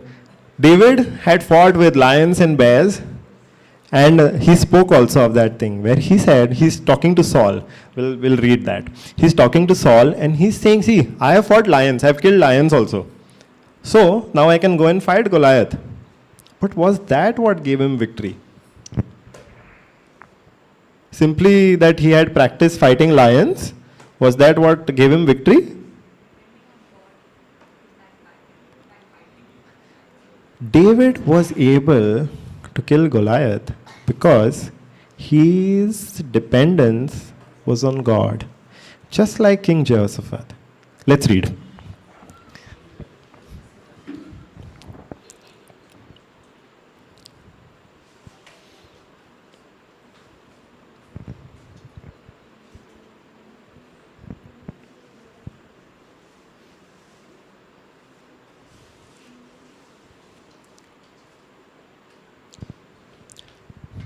Okay. Now, they have tried to, the army of Saul, or rather Saul has tried to appoint different people from the army. They have all failed. Now the only person that they have that is remaining is David, who's just a shepherd boy. So he's getting ready. Now, what is David saying? David said, "The Lord who rescued me from the paw of the lion and from the paw of the bear, he will rescue me from the hand of this Philistine." And Saul said to David, "Go, and may the Lord be with you." Okay, what is David doing over here? Remember how Jehoshaphat, King Jehoshaphat, had remembered how mighty the God is? Yeah? That's the very first thing that King Jehoshaphat did, right? He remembered how mighty the God is. Isn't David doing the same thing over here? He's remembering all the different ways in which God, in his mighty power, had saved him from lions and bears. Was he a big fellow? He was a shepherd, right? Can you imagine a shepherd fighting a lion and a bear? We probably would not be able to fight those 3 dogs. If we have to fight, leave alone. Yes. Spirit of the Lord was upon him, and that is why God had saved him. But David is remembering all those things, isn't it? He is bringing to his remembrance. He is speaking to Saul about all those things. That God saved me. It is the same God who saved me from the paws of the lion and the bear. And Saul says, "Go. May the same Lord be with you this time also." Let's go ahead. Then Saul dressed David in his garments and put a bronze helmet on his head and put a coat of mail or armor on him. Then David fastened his sword over his armor. 39. Okay. Then David fastened his sword over his armor and tried to walk, but he could not, because he was not used to them. What is happening over here? Saul, who was the king, has agreed that David is going to fight Goliath. So what is Saul doing over here? Dressing up David in battle armor, the armor of soldiers, right? So what is it the same action that maybe King Jehoshaphat could have taken? No, right? Over here, what is Saul doing? Saul is taking the worldly way of preparing for a battle. He is giving him all of the worldly armor, the body plates and the shield probably and the sword. That is what Saul is trying to get David to do. What is happening after that? David is not even able to walk in that. Imagine if David was a big fellow, well built like a warrior. He wouldn't have had a problem wearing all this armor, no? He was not used to that. So what he does? He says to Saul, "I cannot go with these because I'm not used to them." So he takes them off. He says to Saul, "What is this? What are you giving me? I cannot even walk in this. I don't want this. I'm removing all the armor that you're trying to give me." That is what David says to Saul. And he takes the armor off. Let's go ahead, next verse. What does he do then? He takes his shepherd's staff in his hand. What? He gives up a sword and takes his shepherd's staff? What? Looks like David is also like King Jehoshaphat, gone mad, proclaiming fast before the battle and stuff like that. Is that the case? Were they mad to take these kind of actions? No, right? Why are they taking these kind of actions? Because they are able to trust God to such an extent that the actions that they are taking might seem like foolishness to people. But where is their trust? Their trust is on God. They are not relying on their own strength, right? They are not relying on the strength to fight whatever battles come in their life. What are they standing on? The Word of God. How do we know David is standing on the Word of God? Just like King Jehoshaphat, David is also standing on the Word of God. How? Let's read. Then he took his shepherd's staff in his hand and chose for himself 5 smooth stones out of the stream bed and put them in his shepherd's bag. So he's not even taking like a proper thing. He's taking a shepherd's staff and a shepherd's bag, and in that put very small stones. With his sling in his hand, he approached the Philistine. What does he approach the Philistine with? A sling. How many of you all have tried to, to pluck mangoes with a slingshot? 1, 2. How? Okay. Tried, no? Were you successful? How many times, how many mangoes have you got? Did every shot become successful? No, right? We had to try so many times, probably 20, 30 times. Yeah? No? Your shot would have been, your accuracy would have been very good, brother. 15 times, okay. 10 times at least. Lefty is a little more accurate. But how many stones does David have? 5. And he has Goliath in front of him. What is he even thinking? He has Goliath, a giant, and he's carrying 5 stones. I don't know what is happening with David. Let's read.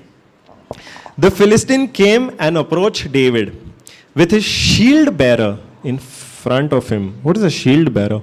Can we go to KJV, brother? Let's see what a shield bearer is.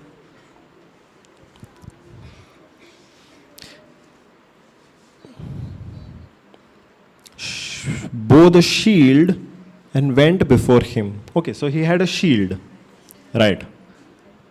So he had the big shield in front of him. So here looks like he... Wait, what is happening over here? David has not worn armor, a small fellow, and the Goliath is a giant. He has come with his armor. Wow. Why? What shield has David worn? Shield of faith. Wow. Invisible shield. No? But a very, very, very powerful shield. More powerful than the shield of Goliath. Now the Goliath was a giant. He wouldn't have worn a normal shaped, normal sized shield. No, his shield also would have been bigger. Probably bigger than David only. Goliath's shield probably was bigger than David. Right? What happens next? Okay, let's continue with KJV. And the Philistine came on and drew near unto... Okay. And when the Philistine looked about and saw David, he disdained him. For he was but a youth and ruddy and of fair countenance. So Goliath was basically making fun of David. What? So Goliath is mocking David. Goliath, who has come with all the armor, and David, who has come with just a slingshot and a shepherd's staff, Goliath is mocking David. Makes sense, no? Goliath, look at it from Goliath's perspective. Goliath would have been so confident in that moment that this fellow who's come in front of me, he's not going to last. Isn't it? Imagine yourself as a giant and you come. Can an ant fight against you? Yeah? No, right? Ant can fight against elephant? Oh yeah. But could it be that David was the ant and Goliath was the elephant? Very smart.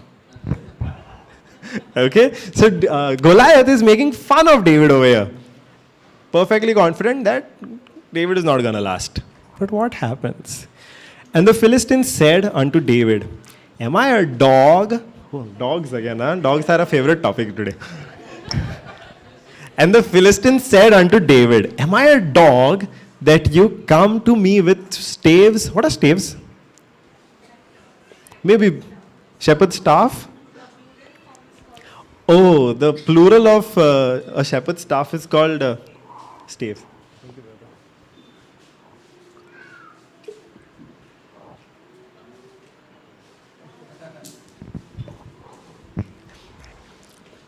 So this is what Goliath is saying to David, mocking him. Am I a dog that you have come to me with staves, all those sticks?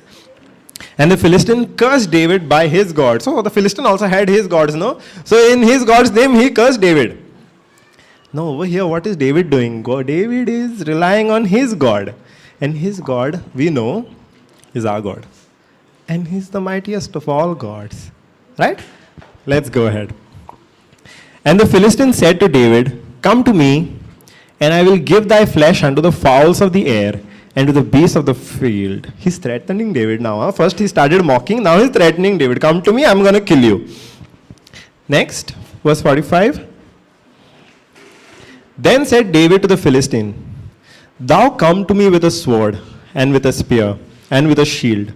But I come to thee in the name of the host, the God of the armies of Israel, whom thou hast defied. Now in this particular verse, we see what is in David's mind. Here, compare the two weapons. What is David saying? He's saying to Goliath, you come to me with a sword, with a spear, and a shield. Those were the weapons of Goliath. Aren't they? On the opposite side, what were the weapons of David? 5 stones? 5 stones and a sling? But that is not how David is looking at it. David is not looking at those 5 stones and that sling and the stave as his weapon. No, no, no, no, no. David is saying his weapon is the name of the Lord. Hallelujah. What a mighty truth.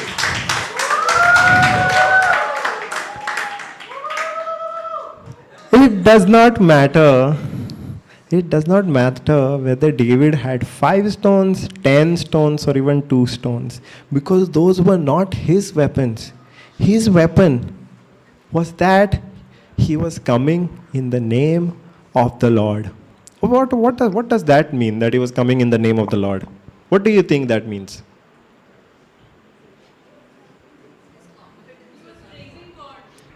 He was praising. He was confidently praising God, yeah? The presence of the Lord with him, yes, yeah, definitely.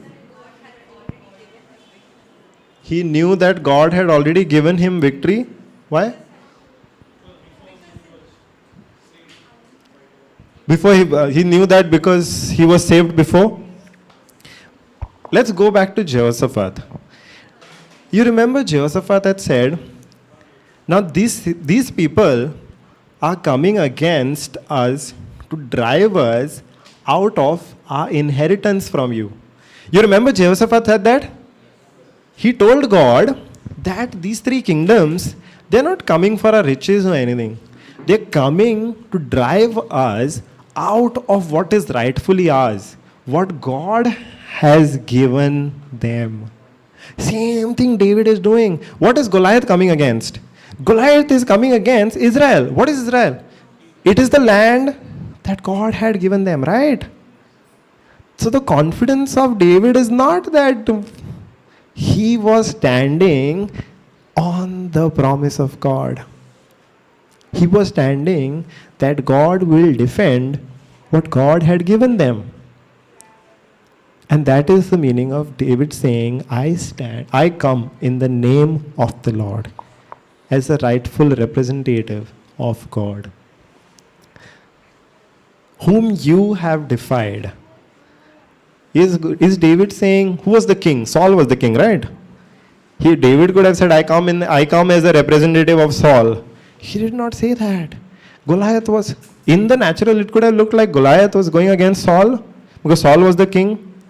That is not how David saw it. Who was David's king? God. And David is going against Goliath in the name of the Lord as the representative of God. Verse 46.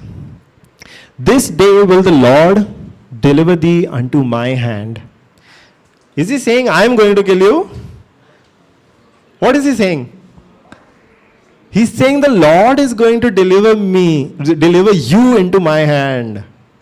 He's not saying, I'm going to throw stones at you and I'm going to kill you. Because his confidence is not in God. He's saying, God is going to deliver you into my hand. And I will smite thee and take your head from thee. Ooh, what a joke. David is here. Goliath is here. How is he going to reach Goliath's head? Can you imagine? Ant reaching for the elephant's head. Let's say, even if you cut the head, how is he going to carry? But that is not what David's battle is, right? It's not he who is fighting it. It's just like King Jehoshaphat. He did not know how he is going to get victory. Just that he knew God through God. Because God was fighting, the victory was assured. In the same way, with David also, the victory was assured. David did not know, he did not have to plan and strategize how he was going to get victory, just that the victory was assured. Because God was fighting it. Let's go ahead. And take thine hand, and take thy head from thee, and I will give the carcasses to the host of the Philistines this day, unto the carcass of the host of the Philistines this day, unto the fowls of the air, and to the wild beasts of the earth, that all the earth may know that there is a... Go ahead, brother. There is a God in Israel. Even now, what is David saying? He's not saying, I am going to kill you, and then your kingdom is going to, your people are going to know that David is a mighty fellow. No. David is saying, you are going to be dead. But through that, you will know that there is a God in Israel. All the time, David is focused on God. He's only standing on the name of the Lord, on the promise. Right? Why was David able to fight Goliath? Because he knew that what he is defending is rightfully his. Because God had given him. How would David know? Through the word, right? The word that was passed on through prophets, through generations. That is how David would have known that what he is defending is rightfully his. And he's saying that through the death of Goliath, everybody will know that there is a God in Israel. And all this assembly shall know that the Lord saves, not with sword and spear. For the battle is the Lord's, and will give you into our hands. What is David saying over here? Whose battle is it? David was sure of this right from the beginning, that the battle is not his, it is the Lord's. And how did he fight the battle? And it came to pass, when the Philistine arose and came and drew near to meet David, that David hasted and ran toward the army to meet the Philistine. So now David is running toward the army, okay? Very confident. And David put his hand in his bag and took from there a stone and slang it and smote the Philistine in his forehead, that the stone sunk into his forehead, and he fell upon his face to the earth. Over here, how many stones he had carried? How many were used? What is the conclusion of the story? It does not matter how many stones you have.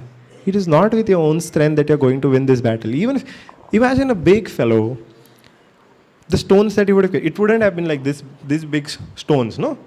They wouldn't have fit in his bag. They had to be small stones. Out of that, one he takes and slings it and hits the giant on his forehead, and with one shot, in one shot, mango also does not fall. But with one shot, a giant, Goliath, falls down on his face. What happens sometimes when you hit somebody, you fall behind, no?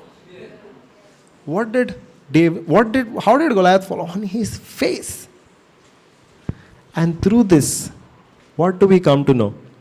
What did David say? That through the death of Goliath, through this victory, everybody will know that God, there is a God in Israel. And this is a mighty God. Hallelujah. Now, is this the same God that we have? We have seen King Jehoshaphat. We have seen David. What did they do? Praised God, first of all. What did the praise help them do? It helped them magnify God. Basically, what they were doing was making God bigger than their problems. How did they magnify God? They remembered all the things that God had done for them. So many times it happens that God works in our lives also in so many different ways, right? But after a point, let's say after six months, 1 year, we tend to forget a lot of the things that God has done in our life, no? Doesn't it happen? Did they let that happen to them? When both of them spoke, it could have been years also that God had done something for them. But they remembered it, right? In whatever way. We don't know whether they wrote it down, whether they did something else to remember. But the point is they remembered it. We can also do so many things. Today we can write it down, right? We can record it in our phones, keep it somewhere, recorded, whatever God has done, right? We have so many miracles happening over here. We have so many miracles happening in this group itself. We have seen hands and legs growing today. Now tomorrow, if in case you find somebody whose one hand is short, can you use your memory of today's healing and magnify God somewhere else? It is not necessary that it has to happen to you, right? You can, at that moment, after 1 year, let's say, after 1 year, you come across somebody whose hand is short and you are praying for that person. You can magnify God in that moment by remembering today, saying, God, aren't you the same person who grew our sister's hand today, grew our sister's legs today? And was it difficult? No, right? It was a simple prayer that was made, combined with faith and an action from our part, from the part of whoever is making the prayer, and an action on the part of our sister also, right? We can use such kind of remembrances to magnify God, no matter what the situation is in our life, no matter how much further in our life a situation comes. And that is what King Jehoshaphat, King David did. We have multiple examples. What happens when we don't remember? That also is possible that we forget.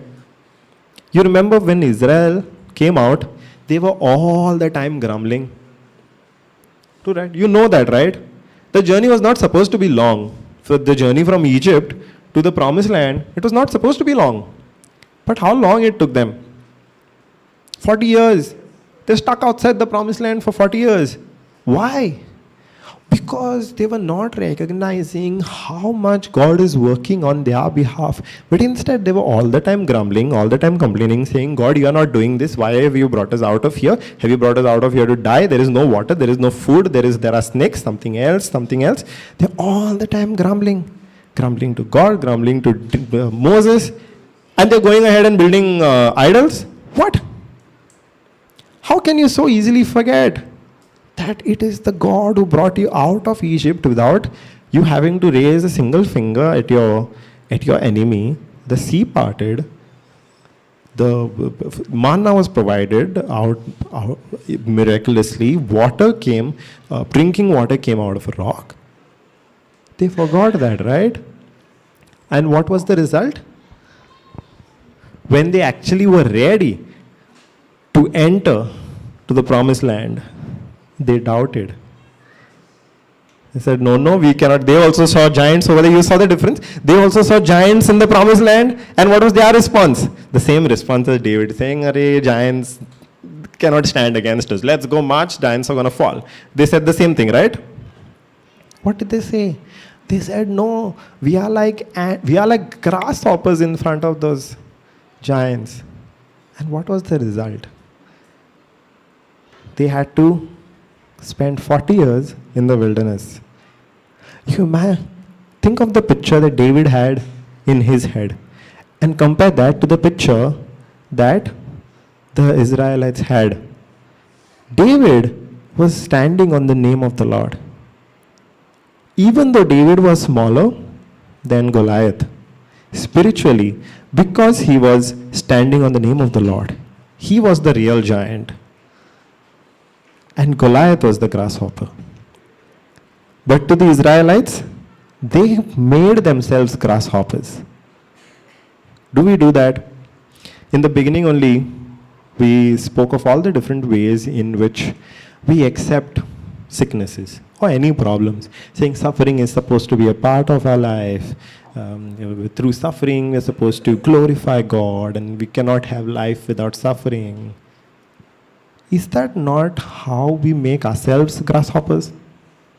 We're not supposed to be grasshoppers, right? We are not supposed to magnify the suffering, right? We're supposed to magnify God, which both King Jehoshaphat and King David did. What do we see in the next verse?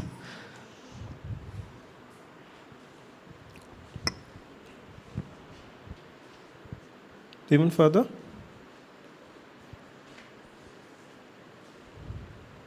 Further? Wait, sorry, that was, yes. Therefore, David ran and, now Goliath has already fallen. So David ran and stood upon the Philistine and took his sword and drew it out of the sheath thereof and slew him and cut off his head therewith. Wait, what? Is this true? Can you believe it? David first kills Goliath.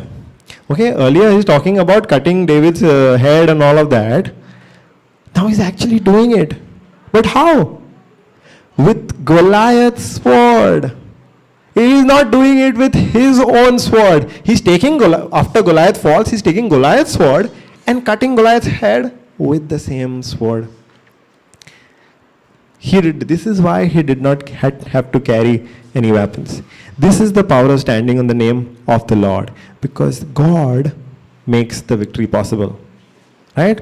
So many times we plan to fight our battles in so many different ways. We strategize, we form our own army, we'll tell so many people, I have this problem, I have that problem, and you please help me in this way, that way. We form that army. But so many times it does not work, right? In fact, it backfires. But again and again, we are seeing that if only we stand on the word of God, that promise of God, then our victory is assured. Hallelujah. Our victory, we don't have to form worldly strategies, no matter how complex and how advanced those strategies may be. They still cannot guarantee us the victory that relying on the word of God guarantees us. Hallelujah. And when the Philistines saw their champion was dead, they fled.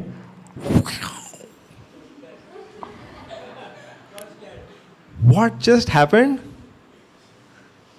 The Philistines, they saw their champion fall and they fled. In one shot, the victory was theirs. The whole Philistine nation, the entire army of the Philistines, they fled. Can you imagine how scared they would have to be? Now, were they scared that David is going to kill them also?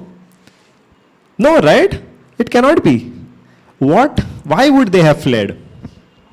Why do you think they fled? Their confidence was on Goliath? Okay. Acceptable answer. What else?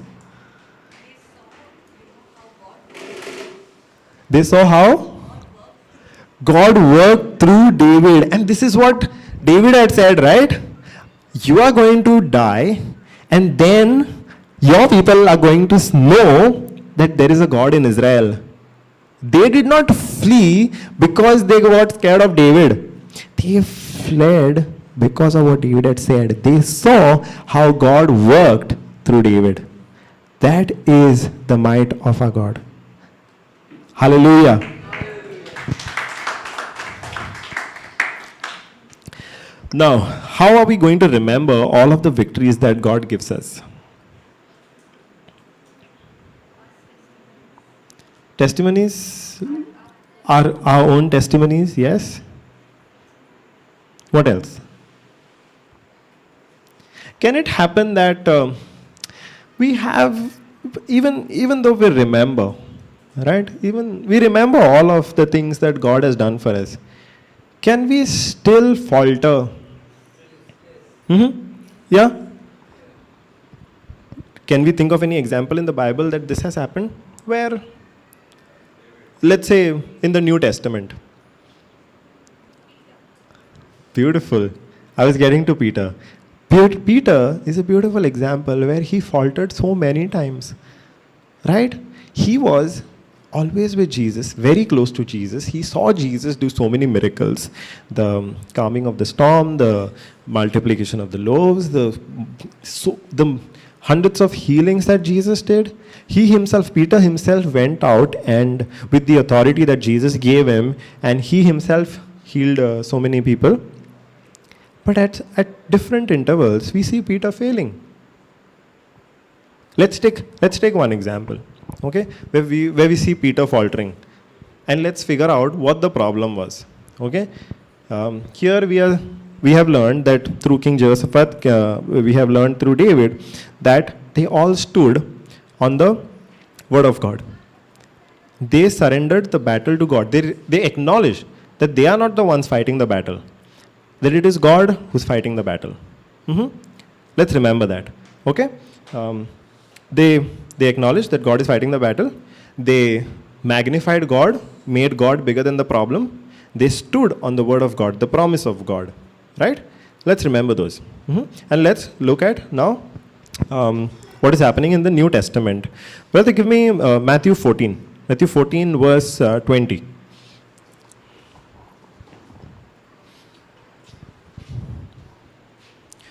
Over here now, Peter and along with some of the other apostles, they are in a boat. Okay, Jesus has commanded them to cross the river and go to the other side of the river. Okay, that is the backdrop of this story. Now they are in the middle. They are in the middle of the river, the sea, and they come across a storm. There is a fierce storm. Okay, and they are stuck in that storm. Let's read what happens after that. Brother, go ahead. Over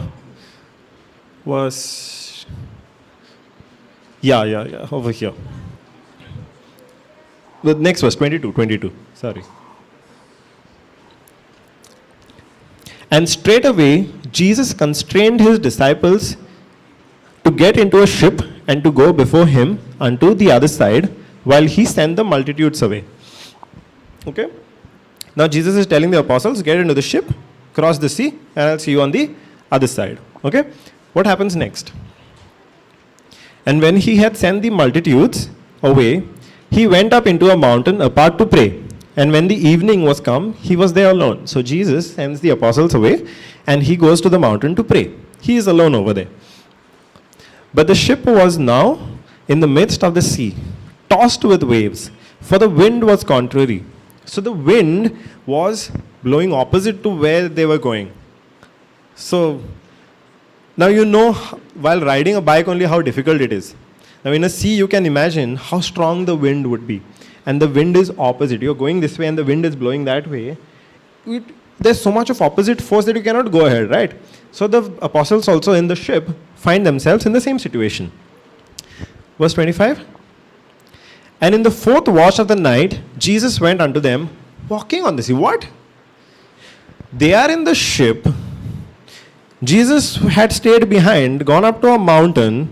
He was alone over there praying, and now he's walking to them on the sea. How is that possible? How did he come to them? And when the walking on the sea, he did not have like a secret ship kept for him behind that he could take. He went to them walking. Wow, such a mighty sight to see, no? You see, they were calling Jesus Rabbi. They were calling him Rabbi, Guruji in our language. They were his disciples. To see your rabbi walking on the sea, wouldn't that be a marvelous sight? Yes, no? When we see miracles happening over here in front, we are learning from each other. When one of us prays and a miracle takes place, we feel wowed, right? We feel amazed. We start praising God. But what are they doing over here? Instead of feeling wowed, they get scared. Because they're saying somebody walking on water. How is that possible? It's impossible. And when the disciples saw him walking on the sea, they were troubled, saying, "It is a spirit." And they cried out for fear. They thought it was a ghost. What? They saw their rabbi, their teacher, walking on the sea, and they thought it was a ghost. Why? Because more than anything, they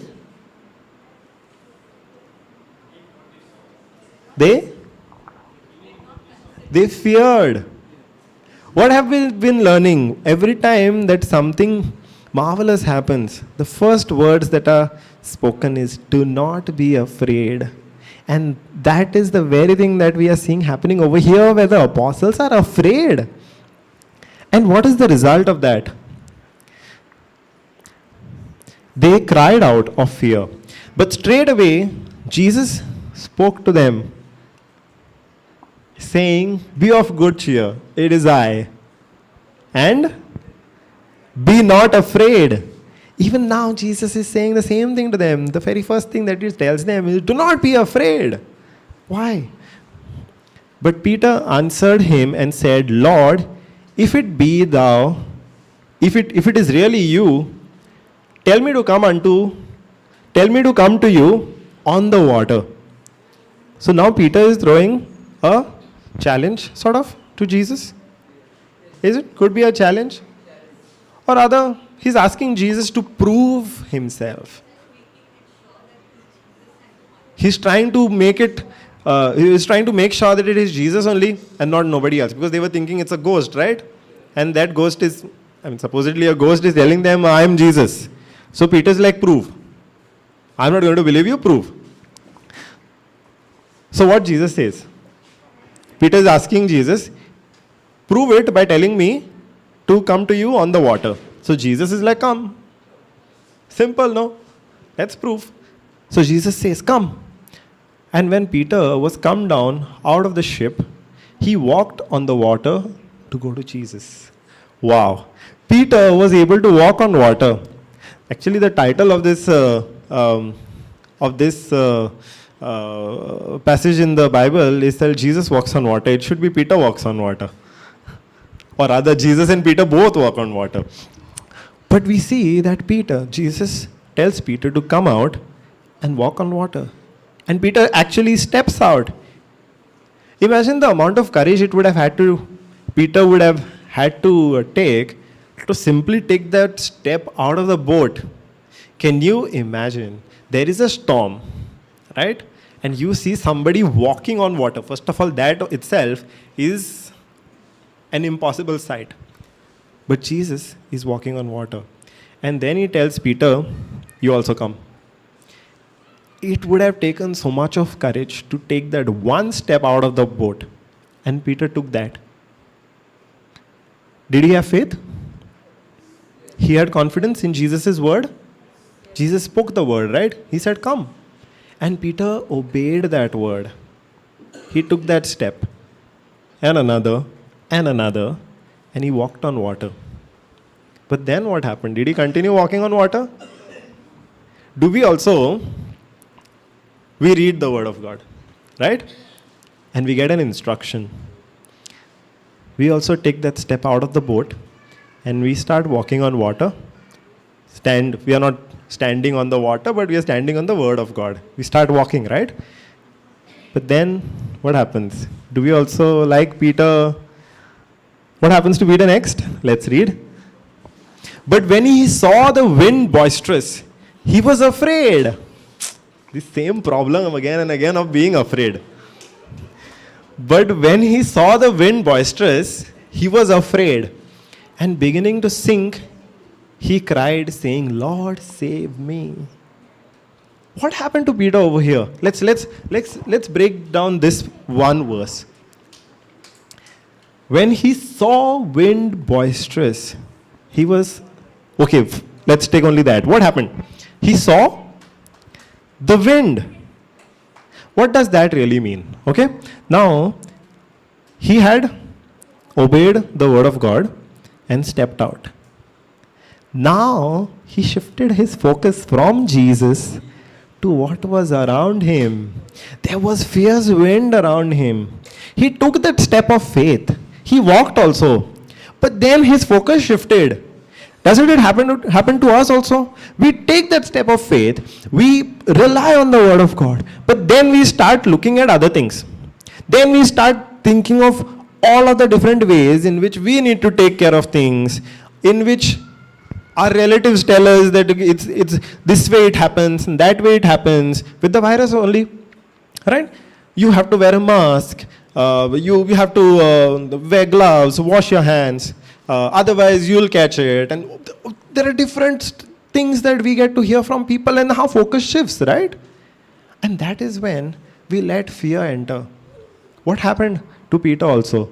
When his focus shifted from Jesus to the wind, he started getting afraid. And what is the problem with getting afraid? Now imagine this. How many times we have come across this problem in today's reflection only, that fear caused, or somebody said, do not be afraid, right? Even at the beginning, the very first thing that Jesus said to them is, do not be afraid.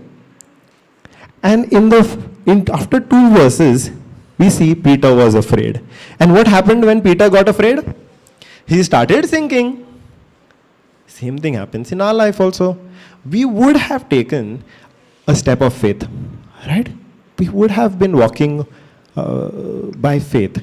But when the focus shifted, and through that we saw that we let fear come in, that is when things start going wrong again, no? Isn't it? Can you understand this one truth? Where how much we need to guard ourselves against fear.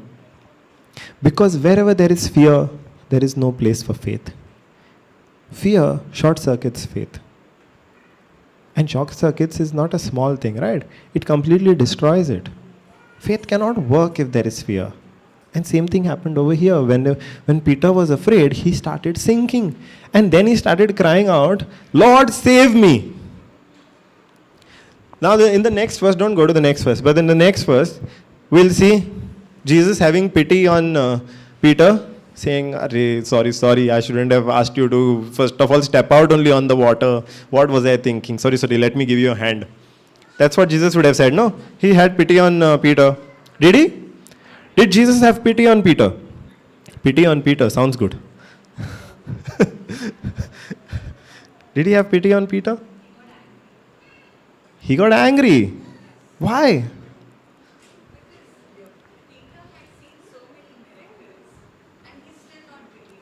Peter had seen so many miracles and he is still not believing. You know when this episode happened? Brother, go to verse 21, please. You know when this episode happened? And they that had eaten were about 5,000 men, beside women and children. This is the verse that comes immediately before we start the story about Jesus and Peter walking on water. So this incident of them walking on water immediately happened after Jesus fed the multitude. Now that in itself was such a huge miracle, right? With a little food, Jesus was able to feed thousands, and Peter had seen that. Immediately, had he forgotten how mightily the Lord had worked? Had he not? But what did he do? Did he stick around and wallow in his failure? Did Peter do that? Did Peter say, I failed. Sorry, Jesus. No, I cannot be trusted now. All that. Did he say, I'm not worthy of your love, Jesus? Cast me away from your presence, Jesus. Did he say all those things? Do we say those things? We say those. We consider ourselves unworthy, right? After we make certain mistakes. Did Peter say that? No, right? Because eventually we know that empowered by the Holy Spirit, Peter was a very different person.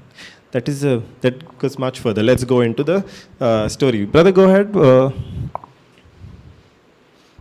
So we see that Peter shifts his focus from Jesus to the situation around him, starts feeling afraid, and then he starts sinking.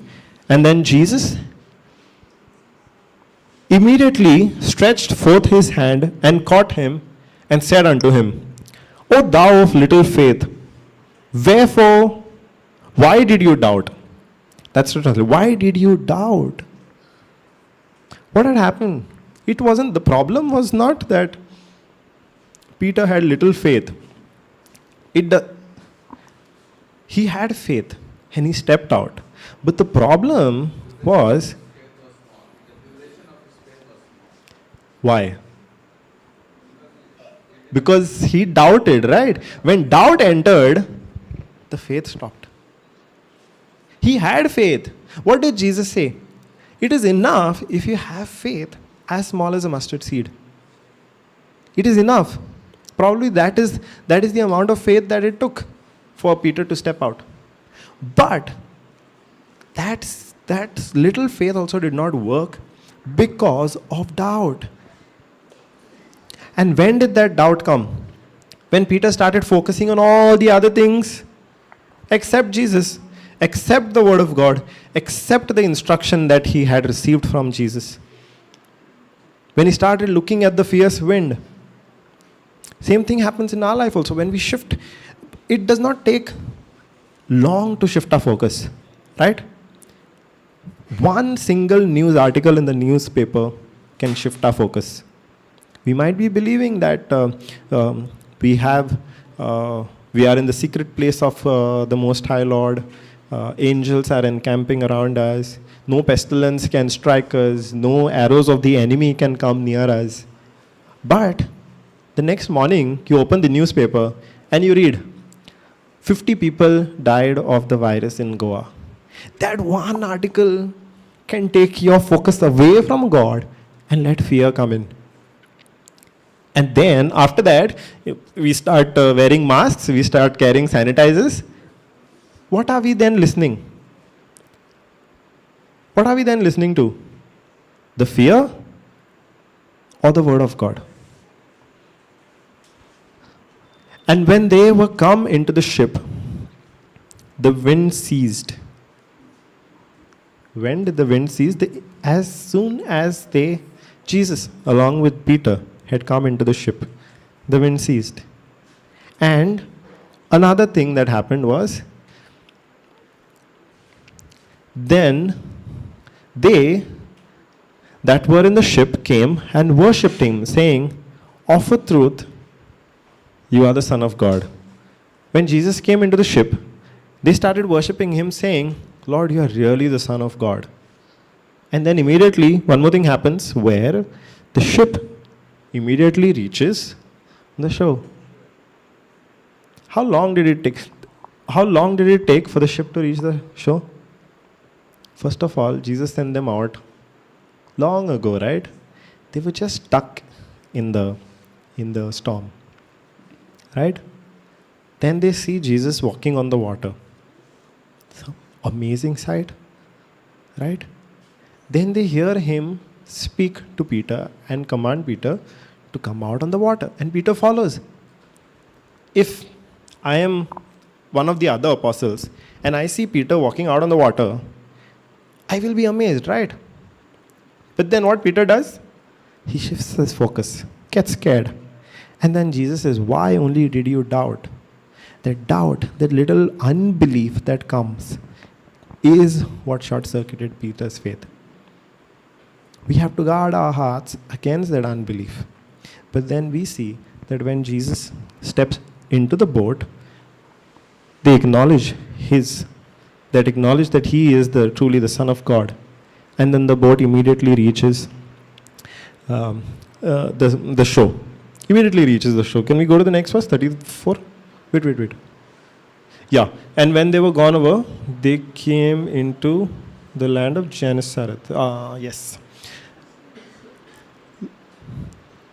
Yeah, so the boat immediately reaches the shore. Now, what are our lessons in all of these reflections today? Let's once again summarize. What can we learn from King Jehoshaphat and David? When they were faced with a problem, what was their approach?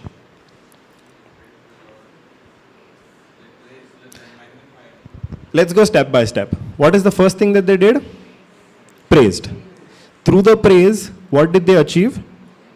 They magnified the Lord. Okay? After magnifying the Lord, they remembered God's promises. After that, the problem was smaller than the God. Yes, that comes under magnifying the Lord. Okay? Before facing the battle, they professed their reliance on God. They said, God, this is not in our own ability. We are not going to fight this battle with our own ability. Our eyes are fixed on you, just as Peter should have done. He should have kept his eyes fixed on Jesus, right? They profess their reliance on God. After that, what did they do? Yes, before that, they actually made a prayer. Right? I mean, they spoke of the problem also, that is combined. Spoke about the problem and professed their reliance on God. After that, what happened? They got an instruction, right? They followed that instruction. Even Peter, he followed that instruction. Yeah, it takes faith to follow that instruction. But two things that did not happen with King Jehoshaphat and David happened with Peter. Until the victory was theirs, they kept their focus on God. Right? Both, King Jehoshaphat, David, kept their eyes focused on God. They knew their identity in God. They knew what the promise of God for them was. They knew on what they are standing, not on their own ability, not on their weapons, but the weapons of God, because the battle was of the Lord's. Right? Only with David, this did not work because his focus shifted. And with that focus shifting, what was the result? Fear came in. He was afraid and he started sinking. With fear came unbelief also. So many times it is,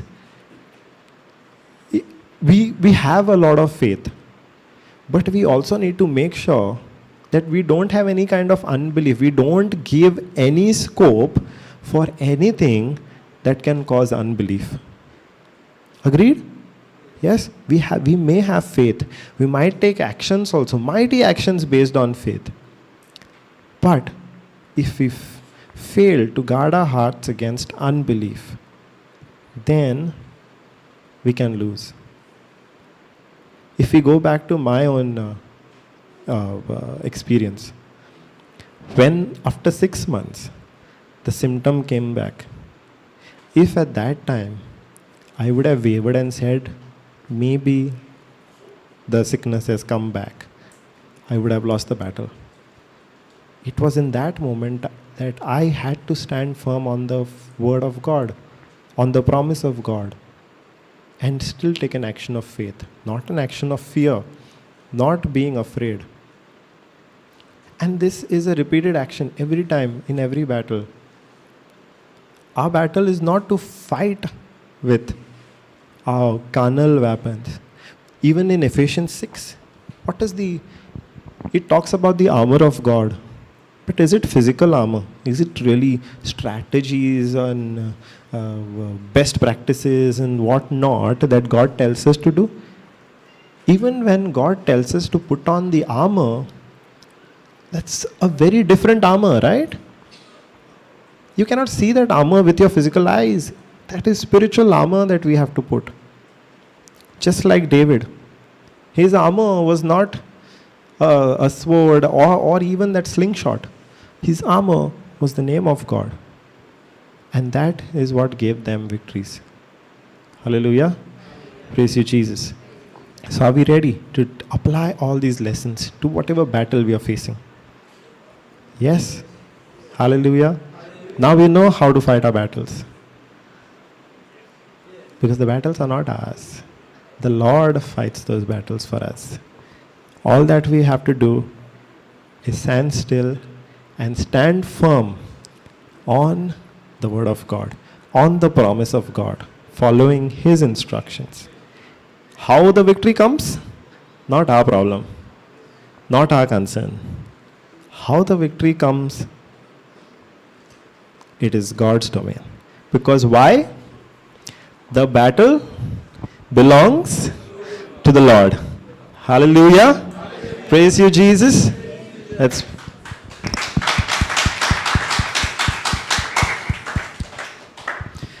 Abba Father, we thank you for revealing this truth to us, Abba Father, that you are a mighty defender and the battle is yours, Abba Father. And when you fight our battles for us, Abba Father, we know that our victory is guaranteed. We only have to stand firm on your faith, firm on your word, Abba Father, and only follow your instructions. Instructions that may sometimes seem foolish to our natural eyes. But when we stand firm on those, we obey those instructions, Abba Father, that we get from you. They might seem foolish, but the victory that you give us through this faith, Abba Father, is a mighty victory, is the supernatural victory that with all our intelligence or the intelligence of the entire world, we cannot get that victory. But with your ability, Abba Father, and with your power, we can get a supernatural victory in every battle that we face without even fighting, Abba Father. Thank you, Abba Father, for revealing this truth to us and for setting us free. In the name of Jesus.